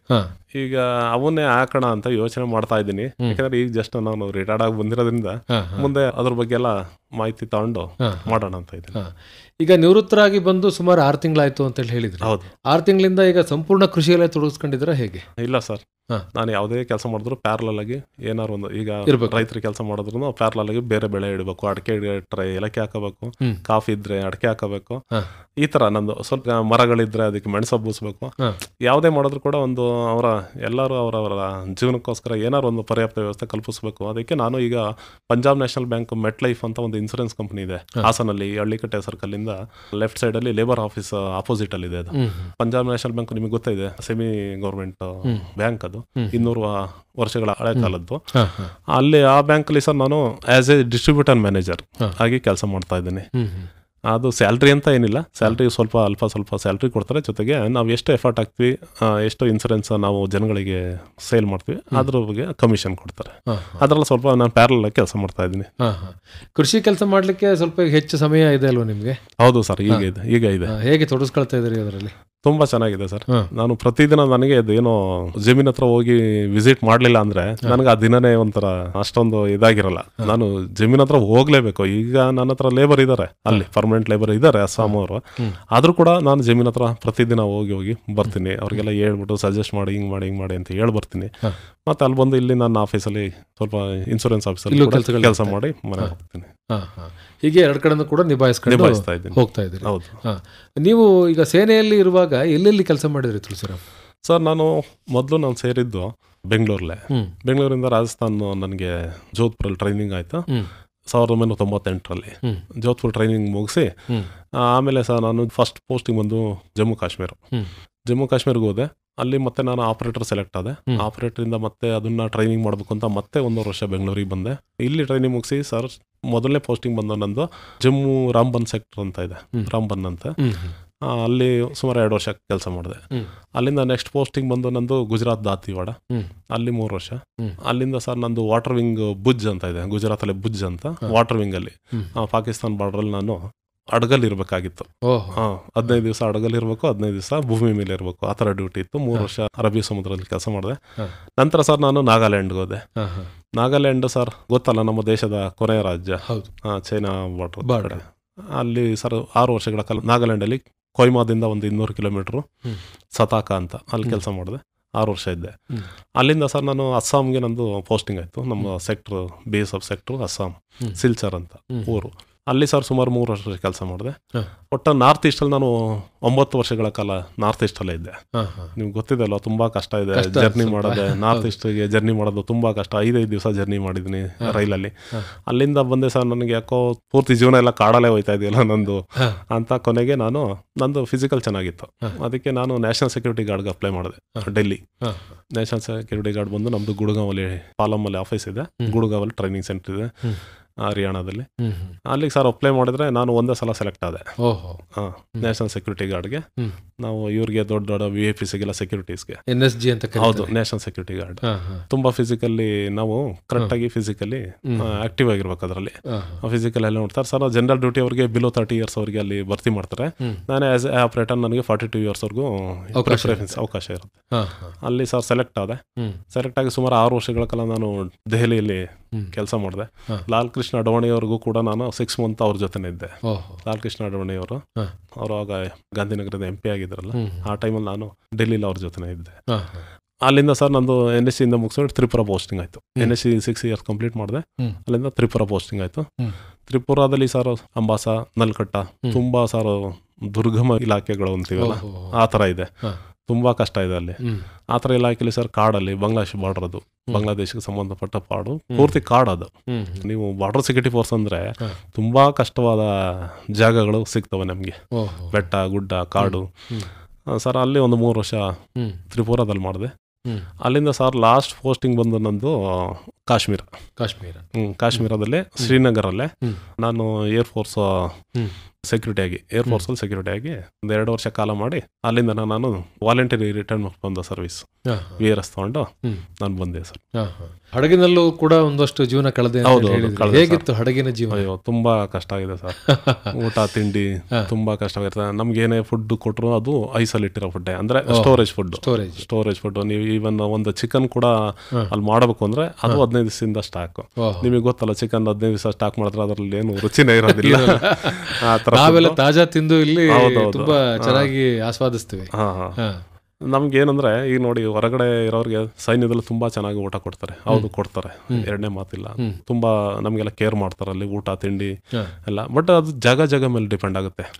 ಎಲ್ಲಾ ಜಾಗದಲ್ಲೂ ನಿಮ್ಗೆ ಒಂದು ಕೊಡಕ್ಕಾಗಲ್ಲ, ಅದು ಯಾರ ಕೈಲಿಂದ ಹೋಗಲ್ಲ. ಈಗ ನೀವು 28,000 ಅಡಿ ಮೇಲೆ ಹೋಗ್ಬಿಟ್ಟು ILTಯಲ್ಲಿ ನನಗೆ ಒಳ್ಳೆ ಚಿಕನ್ ತಂದು ಕೊಡಿ ಅಂದ್ರೆ ಆಗಲ್ಲ. ಅಲ್ಲಿ ಆ ಪರಿಸ್ಥಿತಿಗೆ ನಾವು ಹೊಂದ್ಕೊಂಡು ಎಲ್ಲಾ ಪರಿಸ್ಥಿತಿನೂ ಎದುರಿಸ್ಬೇಕಾಗುತ್ತೆ. ಒಬ್ಬ ಮಿಲಿಟರಿ ಮನುಷ್ಯ ಅಂದ್ರೆ ಅವನೆಲ್ಲದಕ್ಕೂ ರೆಡಿ ಆಗಿರ್ಬೇಕು, ಬೆಳಗ್ಗೆ ಆಗ್ಲಿ ರಾತ್ರಿ ಆಗ್ಲಿ. ನನಗೆ ಕೆಲವರು ಕೇಳ್ತಾರೆ, ಎಷ್ಟು ಗಂಟೆ ಡ್ಯೂಟಿ ನಿಮ್ದು ಮಿಲಿಟರಿಲಿ ಅಂತ. ನಾನು ಹೇಳ್ತೀನಿ ಅವ್ರಿಗೆ ಒಂದೇ ಮಾತು, ನಾನು 24 ಗಂಟೆಗೆ ಸರ್ಕಾರಕ್ಕೆ ಮಾರ್ಕೊಬಿಟ್ಟಿದ್ದೀನಿ. ಅವ್ರು ಯಾವಾಗ ಏನ್ ಹೇಳ್ತಾರೆ ಮಾಡ್ಲೇಬೇಕು. 24 ಗಂಟೆ 24 ಗಂಟೆ ಡ್ಯೂಟಿ. ಅವ್ರು ಯಾವಾಗ ಏನ್ ಹೇಳಿದ್ರು ಮಾಡ್ಲೇಬೇಕು. ಅಲ್ಲಿ ಒಂದು ರಿಜೆಕ್ಟ್ ಅನ್ನೋ ಮಾತಾ ಇಲ್ಲ. ಸೈನ್ಯದಲ್ಲಿ ನೀವು ಯಾವ್ದೇ ಕೆಲಸ ಹೇಳಿದ್ರೆ ಇಲ್ಲಿ ಯಾವಾಗ ಎಷ್ಟೊತ್ತಲ್ಲಿ ಹೇಳಿದ್ರು ಮಾಡ್ಲೇಬೇಕು. ನೀವು ನಿನ್ಗೆ ಎಷ್ಟು ಗಂಟೆ ಡ್ಯೂಟಿ ಅಂತ ಕೇಳಿದ್ರೆ ನನ್ಗೆ ಒಂದೊಂದ್ಸಲ ನಗು ಬರುತ್ತೆ, ಏನ್ ಹೇಳಿ ಅವ್ರಿಗೆ ಅನ್ಸುತ್ತೆ. ಆದ್ರೆ 24 ಗಂಟೆಲಿ 24 ಗಂಟೆನೂ ಕೂಡ ಕೆಲಸನೇ. ಅದು ದೇಶಕ್ಕಾಗಿ ನಾವು ರೆಡಿ ಇರ್ಲೇಬೇಕಾಗುತ್ತೆ. ದುಶ್ಮನ್ಗಳು ನಮ್ಗೆ ಇವರು ಎನಿಮೀಸ್ ಯಾವಾಗ ಬರ್ತಾರೆ ಅಂತ ಹೇಳಕ್ಕಾಗಲ್ಲ. ನಾನು ರಾತ್ರಿ ಡ್ಯೂಟಿ ಇಲ್ಲ ಕಣಪ್ಪ ನಂದು, ನೀವು ಬರ್ಬಿಡಿ ಅಂತ ಹೇಳಕ್ಕಾಗತ್ತಾ? ಇಲ್ಲ, ಅವ್ರ ಕೆಲಸ ಅವ್ರು ಮಾಡ್ತಾರೆ, ನಮ್ ಕೆಲಸ ನಾವು ಮಾಡ್ಲೇಬೇಕಾಗುತ್ತೆ. ಅದ್ರ ನಂತರ ಏನು ಈ ಈಶಾನ್ಯ ರಾಜ್ಯಗಳಲ್ಲಿದೆ ಅಂತ ಹೇಳಿದ್ರಲ್ಲ, ನಾರ್ತ್ ಈಸ್ಟ್ ಅಲ್ಲಿ, ಹೌದು, ಅಲ್ಲಿ ಸಂಪೂರ್ಣ ಕಾಡಿನ ಜೀವನ ಅಂತ ಹೇಳಿದ್ರಿ. ಹೌದು, ಅಲ್ಲಿ ಜೀವನ ಹೇಗಿತ್ತು ಅದನ್ನ ಒಂಚೂರು ಹಂಚ್ಕೊಳ್ಳಿ. ಕಾಡಿನ ಜೀವನ ಸರ್, ಅಲ್ಲಿ ವಿಮಾನಗಳ ವ್ಯವಸ್ಥೆ ತುಂಬಾ ಕಡಿಮೆ. ನಿಮ್ಗೆ ವಾರದಲ್ಲಿ 3 ದಿವಸ, ಯಾಕಂದ್ರೆ ಬೆಟ್ಟ ಗುಡ್ಡ ಮತ್ತೆ ವಾತಾವರಣ ಸರಿ ಇರೋದಿಲ್ಲ. ಮತ್ತೆ ಏರ್ಪೋರ್ಟ್ಗೆ ಜಾಗ ಇಲ್ಲ, ಏರ್ಪೋರ್ಟ್ ಮಾಡಕ್ಕೆ ಜಾಗಗಳಿಲ್ಲ. ಪೂರ್ತಿ ಬೆಟ್ಟ ಗುಡ್ಡಗಳೇ, ಸಮತಟ್ಟಾದ್ನೆಲ್ಲ ತುಂಬಾ ಕಡಿಮೆ. ಮತ್ತೆ ನಾವು ಒಂದು 80 ಕಿಲೋಮೀಟರ್ ಜರ್ನಿ ಮಾಡ್ಬೇಕು ಅಂದ್ರೆ ಬೆಳಗ್ಗೆ ಸುಮಾರು 6 ಗಂಟೆಗೆ ಹೊರಟ್ರೆ ಸಾಯಂಕಾಲ 6 ಗಂಟೆಗೆ ತಲುಪ್ತಾ ಇದ್ವಿ. ಬರೀ 80 ಕಿಲೋಮೀಟರ್. ಯಾಕೆ ಹೇಳಿ? ರೋಡ್ ಇಲ್ಲ, ರಸ್ತೆ ಸರಿಯಾಗಿಲ್ಲ, ಮತ್ತೆ ಬೆಟ್ಟ ಗುಡ್ಡ. ಅದ್ರಲ್ಲಿ ನಮ್ಮ ವೆಹಿಕಲ್ ಗಳು ತುಂಬಾ ಚೆನ್ನಾಗಿದ್ರೆ ಓಕೆ. ವೆಹಿಕಲ್ ಏನಾದ್ರು ಚೆನ್ನಾಗಿಲ್ಲ ಅಂದ್ರೆ ನಿಮ್ಗೆ ದೂರಕ್ಕೆ ನಿಂತ್ಕೊಂಡು ಆತರ ಪರಿಸ್ಥಿತಿನೂ ಬಂದಿದೆ, ನೋಡಿದೀನಿ ನಾನು. ಮತ್ತೆ ಸರ್ ಅಲ್ಲಿ ತುಂಬಾ ಮಳೆ ಆಗುತ್ತೆ. ಮಳೆ ಆಗೋದ್ರಿಂದ ನೀವು ಯಾವುದೇ ರೋಡ್ ಮಾಡಿದ್ರು ಕೂಡ ತುಂಬಾ ಉಳಿಯಲ್ಲ. ಅದು ನೀವು ಅಷ್ಟು ಎಫರ್ಟ್ ಹಾಕಿ ರೋಡ್ ಮಾಡಿದ್ರೆ ಮಾತ್ರ ಸಾಧ್ಯ. ಅಷ್ಟೊಂದು ಎಫರ್ಟ್ ಆ ಕಾಡಲ್ಲೆಲ್ಲ ಹಾಕಕ್ಕಾಗಲ್ಲ. ಯಾಕೆಂದ್ರೆ ಇಲ್ಲಿ ನಾರ್ಮಲ್ ರಸ್ತೆಗಳೇ, ಇಲ್ಲೇ ಸಿಟಿ ಒಳಗೆ ನಾವೇ ನೋಡಿದ್ವಿ ಎಷ್ಟು ಖರಾಬ್ ಆಗಿರ್ತವೆ ಅಂತ. ಅಂತದ್ರಲ್ಲಿ ಅಷ್ಟು ಮಳೆ ಬೀಳೋ ಪ್ರದೇಶಗಳವೆಲ್ಲ. ನಾಗಾಲ್ಯಾಂಡ್ ಆಗ್ಲಿ, ತ್ರಿಪುರ ಆಗ್ಲಿ, ತುಂಬಾ ಮಳೆ. ನಾನು 6 ದಿವಸ ಮಳೆ ಕಂಟಿನ್ಯೂ ಹಿಡಿದಿರೋದು ನೋಡಿದೀನಿ. 6 ದಿವಸ ಕಂಟಿನ್ಯೂ ಏನು ಒಂಚೂರು ಬ್ರೇಕ್ ಇಲ್ದಂಗೆ 6 ದಿವಸ ಮಳೆ ಓದಿದೆ. ಅದ್ರೊಳಗೆ ನಾವು ಡ್ಯೂಟಿನೂ ಮಾಡ್ಬೇಕು, ಅಡುಗೆನೂ ಮಾಡ್ಬೇಕು, ಮತ್ತೆ ಮೂವ್ಮೆಂಟು ಮಾಡ್ಬೇಕು. ಮೂವ್ಮೆಂಟ್ ಅಂದ್ರೆ ಸರ್, ನಾನು ಒಂದು ಸಲ ಎಂತ ಪರಿಸ್ಥಿತಿ ಎದುರಿಸ್ತೆ ಅಂದ್ರೆ, ನಲ್ಕಟ್ಟ ಒಂದು ಜಾಗ, ಅದು ಬಾಂಗ್ಲಾದೇಶ ಬಾರ್ಡರ್ ಸರ್. ರಜಾ ಬರ್ಬೇಕು ಅಂತ ಬಂದೆ, ಅರ್ಧಕ್ಕೆ ಮಳೆ ಶುರು ಆಯ್ತು. ಅಂದ್ರೆ ಇನ್ನು ನಾನು 80 ಕಿಲೋಮೀಟರ್ ತಲುಪಬೇಕಷ್ಟೇ ಮೇಲೆ ಅಂದ್ರೆ ಬೆಟ್ಟದ ಮೇಲೆ. ಜಾಸ್ತಿ ಬೆಟ್ಟ ಗುಡ್ಡ ಅಲ್ವಾ, ನಮ್ಮ ಪೋಸ್ಟ್ಗಳು ಅಲ್ಲೇ ಬೆಟ್ಟ ಕಾಡಲ್ಲ ಇದೆ. ಕೆಳಗೆ ಬರ್ಬೇಕಂದ್ರೆ ಸರ್ 80 ಕಿಲೋಮೀಟರ್ ಜರ್ನಿ ಮಾಡಕ್ಕೆ ನಾನು 3 ದಿವಸ ತಗೊಂಡಿದ್ದೀನಿ ಸರ್. ಯಾಕೆಂದ್ರೆ ಮಳೆ ಬಿಡ್ತಾ ಇಲ್ಲ. ಮಳೆ ಬಂತು ಅಂದ್ರೆ ರಸ್ತೆಗಳು ಜಾರವು. ನಮ್ದು ವೆಹಿಕಲ್ ಎಷ್ಟೇ ನೀವು 4x4 ಹಾಕಿ ನೀವು ಗೇರ್ ಹಾಕಿ ಹತ್ತಿಸಿದ್ರು ಕೂಡ, ಚೈನ್ ಹಾಕಿ ಹತ್ತಿಸಿದ್ರು ಕೂಡ ಕೆಳಗೆ ಜಾರವು, ವಾಪಸ್ ಜಾರವು ಸರ್. ಅದ್ರೊಳಗೆ ನಮ್ಮನ್ನೆಲ್ಲ ಇಳಿಸ್ಬಿಟ್ರು ಕೆಳಗೆ. ಆಗಲ್ಲ, ಗಾಡಿ ಮೇಲೆ ಕತ್ತಲ್ಲ, ಎಳಿರಿ ಅಂತ ಸರ್. ಆ ಮಳೆ ಒಳಗೆ ಆ ಅಟ್ಲು ಆ ವ್ಯವಸ್ಥೆ ಮಾಡಿಸ್ಕೊಂಡು 80 ಕಿಲೋಮೀಟರ್ ಜರ್ನಿ ಮಾಡಕ್ 3 ದಿವಸ ತಗೊಂಡಿದ್ದೀನಿ. ರಜಕ್ ಬರಕ್ಕೆ ನಮ್ಗೆ ರಜದ್ದು ಖುಷಿ, ನನಗೆ ರಜಾ ಸಿಕ್ಕಿದೆ ಅನ್ನೋದೊಂದು ಖುಷಿ. ಆದ್ರೆ ಅಲ್ಲೇ 3 ದಿವಸ ಹೋಯ್ತು. ಇಂಥ ಪರಿಸ್ಥಿತಿ ಎಲ್ಲ ಎದುರಿಸಿನಿ. ನಾರ್ತ್ ಈಸ್ಟ್ ಅಲ್ಲಿ ತುಂಬಾ ಕಷ್ಟ ಇದೆ, ಜನಜೀವನನೂ ಕಷ್ಟ ಇದೆ. ಬಟ್ ಮಿಲಿಟರಿ ಅವ್ರಿಗೆ ಎಲ್ಲೋದ್ರು ಕಷ್ಟನೇ ಬಿಡಿ. ಮಿಲಿಟರಿ ಅವ್ರಿಗೆ ನಿಮಗೆ ತುಂಬಾ ಕಡಿಮೆ ಒಳ್ಳೆ ಜಾಗ ಸಿಗಿದೆ, ಮಿಲಿಟರಿ ಅವ್ರಿಗೆ ತುಂಬಾ ಕಡಿಮೆ. ಅದಕ್ಕೆ ಸೇನೆಯಲ್ಲಿ ಇಷ್ಟು ವರ್ಷನೇ ಅಂತ ಒಂದು ಫಿಕ್ಸ್ ಮಾಡಿದ್ದಾರೆ, ಅಷ್ಟು ಮಾಡಿ ಅಂತ. ಅದರಲ್ಲೂ ಅವರವರ ಶ್ರಮದ ಮೇಲೆ ಹೋಗುತ್ತೆ, ಎಷ್ಟು ವರ್ಷ ಮಾಡ್ಬೋದು ಅವರು ಅನ್ನೋದು. ಈಗ ಏನು ತಾವು ಗಡಿ ಭದ್ರತಾ ಪಡೆಯಲ್ಲಿ ಕೆಲಸವನ್ನ ಮಾಡ್ತಾ ಇದ್ರು, 10 ರಾಜ್ಯಗಳನ್ನ ನಮ್ಮ ದೇಶದಲ್ಲಿ ಸುತ್ತಾಡಿದಿರಿ.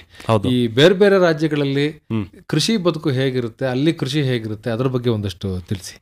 ನಮ್ಮಲ್ಲಿ ನಾನಾ ವಿಧದ ಬೆಳೆಗಳ ಬೆಳಿತೀವಿ, ನಾನಾ ವಿಧದ ಬೆಳೆಗಳೆಲ್ಲ ಇದೆ. ಬಟ್ ನೀವು ನಾರ್ತ್ ಈಸ್ಟ್ಗೆ ಹೋದ್ರೆ ಮಾಡ್ಲೇಬೇಕು ಅಂತ ಮಾಡಲ್ಲ ಕೃಷಿನ, ಯಾವುದೋ ಒಂದೇ ಕೃಷಿ. ಇಲ್ಲ ಅಡಿಕೆ ಬೆಳಿತಾರ, ಅಡಿಕೆ ಅವರು ಕಮರ್ಷಿಯಲ್ ಕ್ರಾಪ್ ಆಗಿ ಕನ್ಸಿಡರ್ ಮಾಡಿಲ್ಲ, ಏನೋ ಲೋಕಲ್ ಆಗಿ ತಿನ್ನಕ್ಕೆ ಒಂದಷ್ಟು ಹಾಕತ್ತಾರೆ. ನಾವಿಲ್ಲಿ 9 ಅಡಿಗೆ ಹಾಕಿದ್ರೆ ಅವ್ರು 2 ಅಡಿ 3 ಅಡಿಗೆ ಹಾಕತ್ತಾರೆ ಅಡಿಕೆನ 2 ಅಡಿ 3 ಅಡಿಗೆ. ಸುಮ್ನೆ ಎಲ್ಲೆಲ್ಲಿ ಜಾಗ ಸಿಕ್ತು ಅಲ್ಲಲ್ಲಿ ಅಡಿಕೆನ ನಟ್ಟು ಬಿಡ್ತಾರೆ, ಸಮಗ್ರವಾಗಿ ಕೃಷಿ ಮಾಡಲ್ಲ. ಮತ್ತೆ ಅವ್ರ ಹತ್ರ ಜಾಗನೂ ಇಲ್ಲ ಅಷ್ಟೊಂದು. ನಮ್ಮ ಹತ್ರ ಸಮತಟ್ಟ ಜಾಗ ಇದೆ, ಅಲ್ಲೆಲ್ಲ ಜಾಗಗಳು ತುಂಬಾ ಕಡಿಮೆ ಇದೆ. ಅಂದ್ರೆ ಈಗ ಒಂದು ಟ್ರ್ಯಾಕ್ಟರ್ ಹೋಗ್ಬೇಕು, ಎಲ್ಲಿವರೆಗೂ ನೀವು ಟ್ರ್ಯಾಕ್ಟರ್ ಹೋಗಲ್ವಾ? ಈಗ ನಾವೇ ನೇಗ್ಲು ಉಪಯೋಗಿಸಿ ಕೃಷಿ ಮಾಡುವಾಗ ನಮಗೂ ತುಂಬಾ ಕಷ್ಟ ಆಗಿತ್ತು. ಯಾವುದು ನಮ್ಮ ವ್ಯವಸಾಯ ಮಾಡಕ್ಕೆ ನಮ್ಗೇನೆ ತುಂಬಾ ಕಷ್ಟ ಆಗಿತ್ತು. ಅದೇ ರೀತಿ ಟ್ರ್ಯಾಕ್ಟರ್ ಬಂದ್ಮೇಲೆ ನಮ್ದೆಲ್ಲ ಪೂರ್ತಿ ಚೇಂಜ್ ಆಗೋಯ್ತು. ಟ್ರ್ಯಾಕ್ಟರ್ ವ್ಯವಸಾಯ ಶುರುವಾದ್ಮೇಲೆ ಈಗ ಬಿಡಿ ಕೈ ಟ್ರ್ಯಾಕ್ಟರ್ಗಳು ಬಂದಿದ್ದಾವೆ, ಅದೇ ಕಲ್ಟಿವೇಟರ್ಗಳು ಅಂತ. ಈ ತರ ಎಲ್ಲ ಆಧುನಿಕವಾಗಿ ಯಂತ್ರಗಳು ಬಂದ್ಮೇಲೆ ನಮಗೆ ಕೃಷಿ ಇನ್ನೂ ಈಸಿ ಆಗೋಯ್ತು. ಕೃಷಿ ಈಸಿ ಆದಷ್ಟು ಇವರೇನ್ ಮಾಡಿದ್ರು, ಕೆಲಸ ಜಾಸ್ತಿ, ಉತ್ಪಾದನೆ ಜಾಸ್ತಿ ಮಾಡಕ್ ಶುರುವಾದ್ರು ರೈತರು ಕೂಡ. ಈಗ ರೈತರು ಕೂಡ ಅಡ್ವಾನ್ಸ್ ಆಗಿದ್ದಾರೆ, ಸಿಟಿಗೆ ಕಂಪೇರ್ ಮಾಡಿದ್ರೆ ರೈತರು ಕೂಡ ಅದೇ ಪ್ಯಾರಲಲ್ ಆಗಿ ಮುಂದೆ ಬರ್ತಾ ಇದ್ದಾರೆ. ಈ ರೈತರಿಗೆ ತೊಂದರೆ ಆಗೋದು ಇಲ್ಲಿ ಅಂದ್ರೆ ರೇಟು, ಈ ರೋಗಗಳು, ಅಲ್ಲ ರೋಗದಿಂದ ಮುಕ್ತವಾಗಿ ಬೆಳೆ ಚೆನ್ನಾಗಿ ಬಂತು ಅಂದ್ರೆ ರೇಟ್ ಸಿಗ್ಲೇಬೇಕು ಮನುಷ್ಯಗೆ. ಮತ್ತೆ ಅವ್ನು ಖರ್ಚು ಮಾಡಿದ್ದು ದುಡ್ಡು ಸಿಗ್ಲಿಲ್ಲ ಅಂದ್ರೆ ಅವಾಗ ರೈತನಿಗೂ ತುಂಬಾ ತೊಂದರೆ ಆಗುತ್ತೆ. ಅಂತ ವಿಷಯದಲ್ಲಿ ನಾರ್ತ್ ಈಸ್ಟಲ್ಲೆಲ್ಲ ಸರ್ ಮೇನ್ ಕ್ರಾಪ್ ಬಂದು ಅಕ್ಕಿ ಮೇಲೆ ಡಿಪೆಂಡ್ ಆಗಿದ್ದಾರೆ. ಭತ್ತ ಬೆಳೀತಾರೆ, ಯಾಕೆಂದ್ರೆ ಮಳೆ ಏರಳವಾಗುತ್ತೆ. ನಿಮ್ಗೆ ಎಲ್ಲಿ ಬೆಟ್ಟದಿಂದ ಕೆಳಗೆ ಜಾಗಗಳವೆ ಎಲ್ಲಾ ಕಡೆನೂ ಭತ್ತ ಇರುತ್ತೆ. ಅದ್ ಬಿಟ್ರೆ ಸರ್ ಕಾಡಿನ ಸಂಪತ್ತೇ ಜಾಸ್ತಿ ಅವರಿಗೆ, ಮರಗಳು ಹೇರಳವಾಗಿದೆ. ಈಗ ಟೀಕ್ ಮರಗಳು ಅವೆಲ್ಲ ರೋಡಲ್ಲೇ ಸರ್ ಟೀಕ್ ಮರಗಳು ತುಂಬಾ, ಅವರೆಲ್ಲ ಈಗ ಬರ್ಮಾ ಟೀಕ್ ಅಂತೆಲ್ಲ ಕೇಳಿದಿರಲ್ಲ, ಅದೇ ತರ ಟೀಕ್ ಇಡೀ ತ್ರಿಪುರಾದಲ್ಲೇ ಇದೆ. ಟೀಕ್ ಮರಗಳು ಜಾಸ್ತಿ ಇದೆ. ಅದೆಲ್ಲ ಅವ್ರು ಹಾಕಿರೋದಲ್ಲ, ನೈಸರ್ಗಿಕವಾಗಿ ಬೆಳೆದ್ರ ಗಿಡಗಳು. ಅವ್ರಿಗೆ ತುಂಬಾ ವುಡ್ ಇದ್ರಲ್ಲೇ ಪ್ರಾಫಿಟ್ ಇದೆ ಅವ್ರಿಗೆ. ಅದ್ ಬಿಟ್ರೆ ಸರ್ ಅಂತ ನಾನು ನೋಡಿದ ಮಟ್ಟಿಗೆ ಜೋಳ ಗಿಳ ಸ್ವಲ್ಪ ಬೆಳ್ಕೊತಾರೆ, ಅಲ್ಲಿ ಜಾಗನೇ ಇಲ್ಲ, ಅಷ್ಟೊಂದು ವ್ಯವಸಾಯ ಮಾಡಕ್ ಜಾಗ ಇಲ್ಲ. ಭತ್ತ ಇಸ್ ದ ಮೇನ್ ಕ್ರಾಪ್ ಅಲ್ಲಿ ಅಷ್ಟೇ. ತುಂಬಾ ಆಸಕ್ತಿ ಇಟ್ಕೊಂಡು ನಮಗಿಂತಲೂ ಕೂಡ ಇನ್ನೂ ಚೆನ್ನಾಗಿ ಕೃಷಿ ಮಾಡ್ತಾರೆ ಅನ್ನೋ ಜಾಗಗಳು ಯಾವ್ದಾದ್ರು ನೋಡಿದ್ರೆ? ಸರ್ ನಾನ್ ನೋಡಿದ್ದು ಪಂಜಾಬ್. ಹೌದು, ಪಂಜಾಬ್ ನಮ್ಗಿಂತಲೂ ತುಂಬಾ ಅಡ್ವಾನ್ಸ್. ನಾನು ಇಷ್ಟಪಟ್ಟಿದ್ದು ರಾಜ್ಯ ಅಂದ್ರೂ ಕೂಡ ಅದೇ. ನಾವು ಅತ್ಯಂತ ಶ್ರೀಮಂತರ ರಾಜ್ಯ ಅಂದ್ರೆ ನನಗೆ ಫಸ್ಟ್ ಗುಜರಾತ್, 2ನೇದು ಪಂಜಾಬ್. ಅಂದ್ರೆ ತುಂಬಾ ಅಡ್ವಾನ್ಸ್ ಆಗಿರೋದು, ತುಂಬಾ ಚೆನ್ನಾಗಿದೆ. ಕ್ರಾಪ್ ಪದ್ಧತಿನೂ ತುಂಬಾ ಚೆನ್ನಾಗಿದೆ. ನಾವೆಲ್ಲ 2 ಎಕರೆ 3 ಎಕರೆ ಮಾಡಿದ್ರೆ ಅವರು ಒಬ್ಬೊಬ್ರು 150 ಎಕರೆ 150 ಎಕರೆ ಒಬ್ಬೊಬ್ರು ಆತರ ಇಡೀ ಕೃಷಿನ. ಈಗ ಅಮೆರಿಕದಲ್ಲೆಲ್ಲ ನೀವು ನೋಡಿರ್ಬೋದು, ಅದೇ ತರ ಕೃಷಿನ ಪಂಜಾಬ್ ಮಾಡ್ತಾರೆ. ಪಂಜಾಬ್ ಅವರಿಗೆ ಕೃಷಿ ಅಂದ್ರೆ ತುಂಬಾ, ನಮ್ಗಿಂತ ತುಂಬಾ ಒಲವಿದೆ ಅವ್ರಿಗೆ. ಅದಕ್ಕೆ ಮೇನ್ ಕ್ರಾಪ್ ಬಂದು ಭತ್ತ. ಸರ್ ನಿಮಗೆ ಹೇಳ್ಬೋದು 20 ಎಕರೆ ಗಟ್ಟಲ ಇದೆ ಒಂದು ಹೊಲ. ನಾವಿಲ್ಲಿ ಅರ್ಧ ಎಕರೆ 1 ಎಕರೆ ಮಾಡ್ತೀವಿ, ಅಲ್ಲಿ 20 ಎಕರೆಗೆ 1 ಹೊಲ ಅಂತಾರೆ. ಈ ತರ ತುಂಬಾ ಚೆನ್ನಾಗಿದೆ ಅಲ್ಲಿ. ಏನ್ ಇಷ್ಟ ಆಯ್ತು ಅಲ್ಲಿ? ಅವರು ಕೃಷಿ ಪ್ರೀತಿ ಇಷ್ಟ ಆಯ್ತು, ಅವ್ರು ಮಾಡ್ತಾರ ಅಂತ? ಅಲ್ಲ, ಅವರು ನಮ್ಗಿಂತ ಸರ್ ಯಂತ್ರೋಪಕರಣಗಳು ಜಾಸ್ತಿ ಬಳಸ್ತಾ ಇದಾರೆ. ಯಂತ್ರೋಪಕರಣಗಳೆಲ್ಲ ಈಗ ಒಬ್ಬ 20 ಎಕರೆಗೆ ಜಮೀನಲ್ಲಿ ಒಂದು ಯಾವುದೇ ಒಂದು ಬೆಳೆ ಬೆಳಿತೀನಿ ಅಂದ್ರೆ 2-3 ಜನ ಸೇರ್ಕೊಂಡು ಕೆಲಸ ಮಾಡ್ಬಿಡ್ತಾರೆ. ಬಟ್ ನಾವು 20 ಎಕರೆಗೆ ಮಾಡ್ಬೇಕು ಅಂದ್ರೆ ನಾವು ಯಂತ್ರೋಪಕರಣ ಅಷ್ಟೊಂದು ಯೂಸ್ ಮಾಡಲ್ಲ, ಯಾಕಂದ್ರೆ ನಮ್ಮ ಹೊಲಗಳು ಚಿಕ್ಕ ಮತ್ತೆ ಒಂದು ಟ್ರ್ಯಾಕ್ಟರ್ ತಿರುಗಿಸಕ್ಕೆ ಅಲ್ಲಿ ಮಾಡಕ್ಕೆ ಅಲ್ಲಿ. ಯಾಕಂದ್ರೆ ಇಲ್ಲಿ ಜಮೀನು 1 ಎಕರೆ ಇದೆ, ಅದನ್ನ 3 ಜನಗಳ ಮಕ್ಕಳಿಗೆ ಹಂಚಿರ್ತಾರೆ. ಈಗ ಒಂದು ಟ್ರ್ಯಾಕ್ಟರ್ ತಿರುಗಬೇಕು ಅಂದ್ರು ಇನ್ನೊಂದು ಹೊಲಕ್ಕೆ ಟಚ್ ಮಾಡ್ದಂಗೆ ತಿರ್ಸ್ಬೇಕು ಅಂದ್ರೆ ಆಗೋದಿಲ್ಲ. ಅಲ್ಲಿ ಹಂಗಲ್ಲ, 20 ಎಕರೆನು ಇಲ್ಲಿಂದ ವಾಟರ್ ಸೀದಾ 20 ಎಕರೆ ಹೋಯ್ತಾ ಇರ್ತಾರೆ. ಅಲ್ಲಿ ಜಮೀನ್ ಜಾಸ್ತಿ ಇದೆ ಕಂಪೇರ್ ಟು ಇಲ್ಲಿ ನೋಡಿದ್ರೆ ಜನಸಂಖ್ಯೆ ಕಡಿಮೆ, ಜಮೀನ್ ಜಾಸ್ತಿ. ಇಲ್ಲಿ ಜನಸಂಖ್ಯೆ ಜಾಸ್ತಿ, ಜಮೀನ್ ಕಡಿಮೆ. ಆ ತರ ಪರಿಸ್ಥಿತಿ ನಾನು ನೋಡಿದೆ ಇಲ್ಲಿ. ಬಟ್ ಅದೇ ನಾ ಹೇಳಬೇಕಾದ್ರೆ ಯಂತ್ರೋಪಕರಣಗಳು ಜಾಸ್ತಿ ಯೂಸ್ ಮಾಡ್ತಾರೆ ಅಲ್ಲಿ. ನೀವು ಬಾಂಗ್ಲಾದೇಶ ಮತ್ತೆ ಚೈನಾ, ಪಾಕಿಸ್ತಾನ ಈ ಒಂದು ಗಡಿಗಳಲ್ಲೂ ಕೂಡ ಕೆಲಸವನ್ನು ಮಾಡಿದ್ದೀರಾ.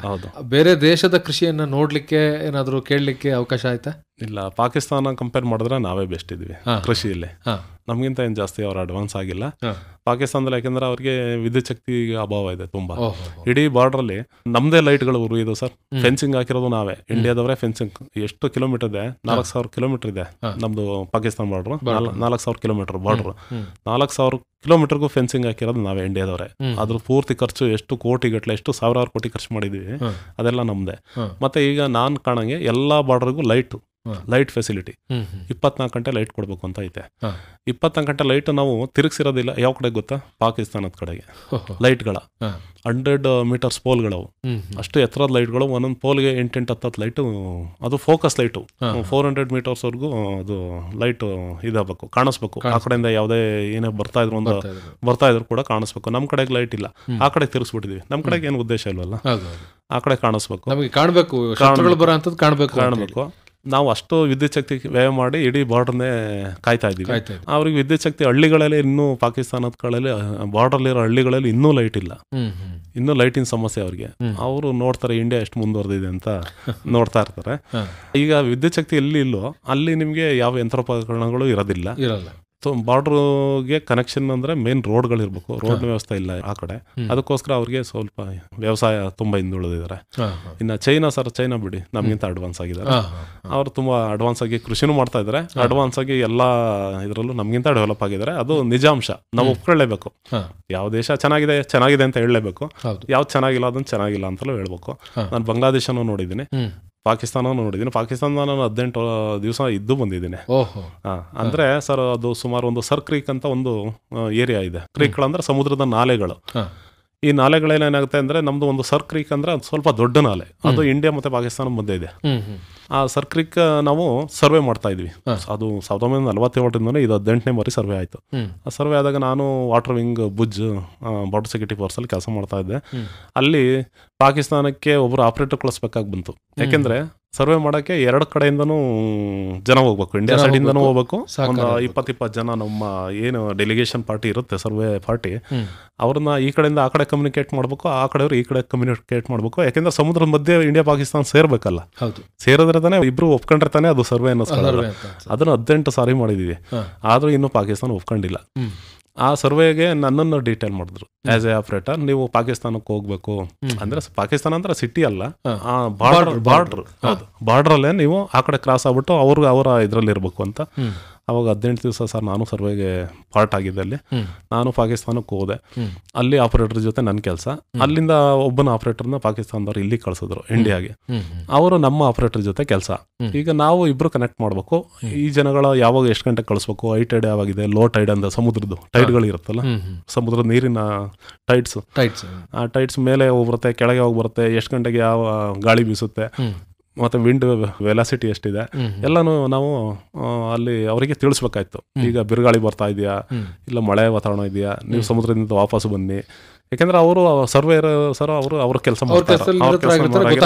ಮತ್ತೆ ಪಾಕಿಸ್ತಾನದವರು ವಾಪಸ್ ಪಾಕಿಸ್ತಾನಕ್ಕೆ ಹೋಗೋರು, ಇಂಡಿಯಾದವರು ಮತ್ತೆ ಇಂಡಿಯಾಗೆ ಹೋಗೋರು. ಬಟ್ ಅವರಿಗೆ ನಾವು ಕಮ್ಯುನಿಕೇಟ್ ಮಾಡ್ಕೊಡ್ಬೇಕಾಗಿತ್ತು. ನೋಡಿ ನೀವು ಇಷ್ಟು ಗಂಟೆಗೆ ಇಲ್ಲಿಂದ ಹೋಗಿ ಅಲ್ಲಿರಿ, ಮತ್ತೆ ಅವರಿಂದ ನಾವು ಯಾವಾಗಲೂ ಕಮ್ಯುನಿಕೇಶನ್ ಅಲ್ಲಿ ಇರ್ಬೋದು, ಏನಾಯ್ತು ಎಷ್ಟಾಯ್ತು ಕಮ್ಯುನಿಕೇಶನ್ ಮಾಡ್ಲೇಬೇಕಾಯ್ತು. ಅದಕ್ಕೆ ನಾನು ಆಸ್ ಎ ರೇಡಿಯೋ ಆಪರೇಟರ್ ಆಗಿ ಒಬ್ಬನ ಅಲ್ಲಿ ಕಳಿಸಿದ್ರು, ಅದ್ರಲ್ಲಿ ನಾನಿದ್ದೆ. 18 ದಿವಸ ನಡೀತು. ಅದೊಂದು ನೆನಪು ಸರ್ ನನಗೆ, ಪಾಕಿಸ್ತಾನಕ್ಕೆ 18 ದಿವಸ ಇದ್ದೆ ಅಂತ. ಅಲ್ಲಿ ಹೋಗಿ 18 ದಿವಸ ಅವ್ರ ದೇಶದ ಪರವಾಗಿ ಕೆಲಸವನ್ನು ಬಂದೆ. ಹೀಗೆ ನಿಮ್ಮ ಅನುಭವಗಳು ತುಂಬಾ ಮಿಲಿಟರಿಯಲ್ಲಿ ಬಹಳ ಚೆನ್ನಾಗಿತ್ತು. ಕೃಷಿಯನ್ನ ಗ್ರಹಿಸಲಿಕ್ಕೆ ಸಾಧ್ಯನೂ ಕೂಡ ಆಯ್ತು. ಮುಂದಿನ ದಿವಸಗಳಲ್ಲಿ ಕೃಷಿಗೆ ಸಂಬಂಧಪಟ್ಟ ಹಾಗೆ ಇನ್ನು ಏನೇನು ಮಾಡಬೇಕು ಅನ್ನೋ ಅಂತ ಆಲೋಚನೆ ಇದೆ ನಿಮ್ಗೆ? ಸರ್ ಅದ್ರ ಬಗ್ಗೆ ನೀವು ಯೋಚನೆ ಮಾಡಿಲ್ಲ. ಕೃಷಿ ಬಗ್ಗೆ ನಾನು ಮಾಡ್ಬೇಕು ಅಂತ ನನಗೆ ಜಮೀನ್ ಬೇಕಾಗುತ್ತೆ. ಈ ಜಮೀನ್ ಗೊತ್ತಲ್ವಾ ನಿಮ್ಗೆ, ಎಷ್ಟು ಕಾಸ್ಟ್ಲಿ ಆಗಿದೆ. ನಮ್ಮಲ್ಲೆಲ್ಲ ಕಡಿಮೆ ಹಿಡುವಳಿ ಜಮೀನ್ ಎಲ್ಲೂ ಇಲ್ಲ. ಅದರಿಂದ ಅದ್ರ ಬಗ್ಗೆ ನಾನು ಹೆಚ್ಚು ಯೋಚನೆ ಮಾಡಿಲ್ಲ. ಈಗ ಏನಿದೆ ಅದು ನಡೆಯುತ್ತೆ. ನಡೆದ್ಮೇಲೆ ನೆಕ್ಸ್ಟ್ ಯಾವ್ದಾದ್ರು ಕ್ರಾಪ್ ದೂಸರ ಬಂತು, ಬೇರೆ ಕ್ರಾಪ್ ಇಂದ ತುಂಬಾ ಆದಾಯ ಕ್ರಾಪ್ ಅಂದ್ರೆ ನಾನು ಅದನ್ನು ಮಾಡಕ್ ರೆಡಿ ಇದ್ದೀನಿ. ತುಳಸಿರಾಮ್ ಅವರೇ, ನಿಮ್ಮನ್ನ ಸಂಪರ್ಕ ಮಾಡಬೇಕು ಅಂತ ಹೇಳಿದ್ರೆ ಮಾಡುವಂಥದ್ದು ಹೇಗೆ? ಸರ್ ನನ್ನ ಮೊಬೈಲ್ ಸಂಖ್ಯೆ ಹೇಳಿ. 9205-549-358. ಸಂಪರ್ಕ ಸಂಖ್ಯೆಯನ್ನ ಮತ್ತೊಮ್ಮೆ ಹೇಳಿ. 9205-549-358. ಒಳ್ಳೆಯದು ತುಳಸಿರಾಮ್ ಅವರೇ, ಇದುವರೆಗೆ ನಿಮ್ಮ ಕೃಷಿ ಬದುಕಿನ ಅನುಭವಗಳನ್ನು ನಮ್ಮ ಕೇಳುಗರೊಂದಿಗೆ ಬಹಳ ವಿವರವಾಗಿ ಹಂಚಿಕೊಂಡ್ರಿ. ತಮಗೆ ಧನ್ಯವಾದಗಳು. ನಮಸ್ಕಾರ. ಧನ್ಯವಾದಗಳು ನಿಮಗೂ ಕೂಡ ಸರ್. ತುಂಬ ಚೆನ್ನಾಗಿ ನೀವು ನನ್ನ ಮಾತನ್ನ ಕೇಳಿದ್ದೀರಾ. ಏನಾದ್ರು ತಪ್ಪಿದ್ರೆ ಇದರಲ್ಲಿ ನನ್ನ ಕ್ಷಮಿಸಿ. ಮತ್ತೆ ಸಿಗೋಣ. ಚೆನ್ನಾಗಿ ಮಾತಾಡಿದ್ರಿ, ಹೆಂಗಾಗಿ ಕೇಳಕ್ ಸಾಧ್ಯ. Thank you sir. Thank you. ಧನ್ಯವಾದ. ನಮಸ್ತೆ. Thank you. ಜೈ ಹಿಂದ್. ಇದುವರೆಗೆ ನಿವೃತ್ತ ಯೋಧನ ಸಮಗ್ರ ಕೃಷಿ ಬದುಕಿನ ಅನುಭವ ಕುರಿತಂತೆ ಹಾಸನ ತಾಲೂಕು ಮುತ್ತತಿ ಗ್ರಾಮದ MD ತುಳಸಿರಾಮ್ ಅವರೊಂದಿಗಿನ ಮಾತುಕತೆ ಕೇಳಿದಿರಿ. ಇವರೊಂದಿಗೆ ಮಾತುಕತೆಯಲ್ಲಿ ಭಾಗವಹಿಸಿದ್ದವರು ಅರಕಲಗೂಡು ವಿ. ಮಧುಸೂದನ್.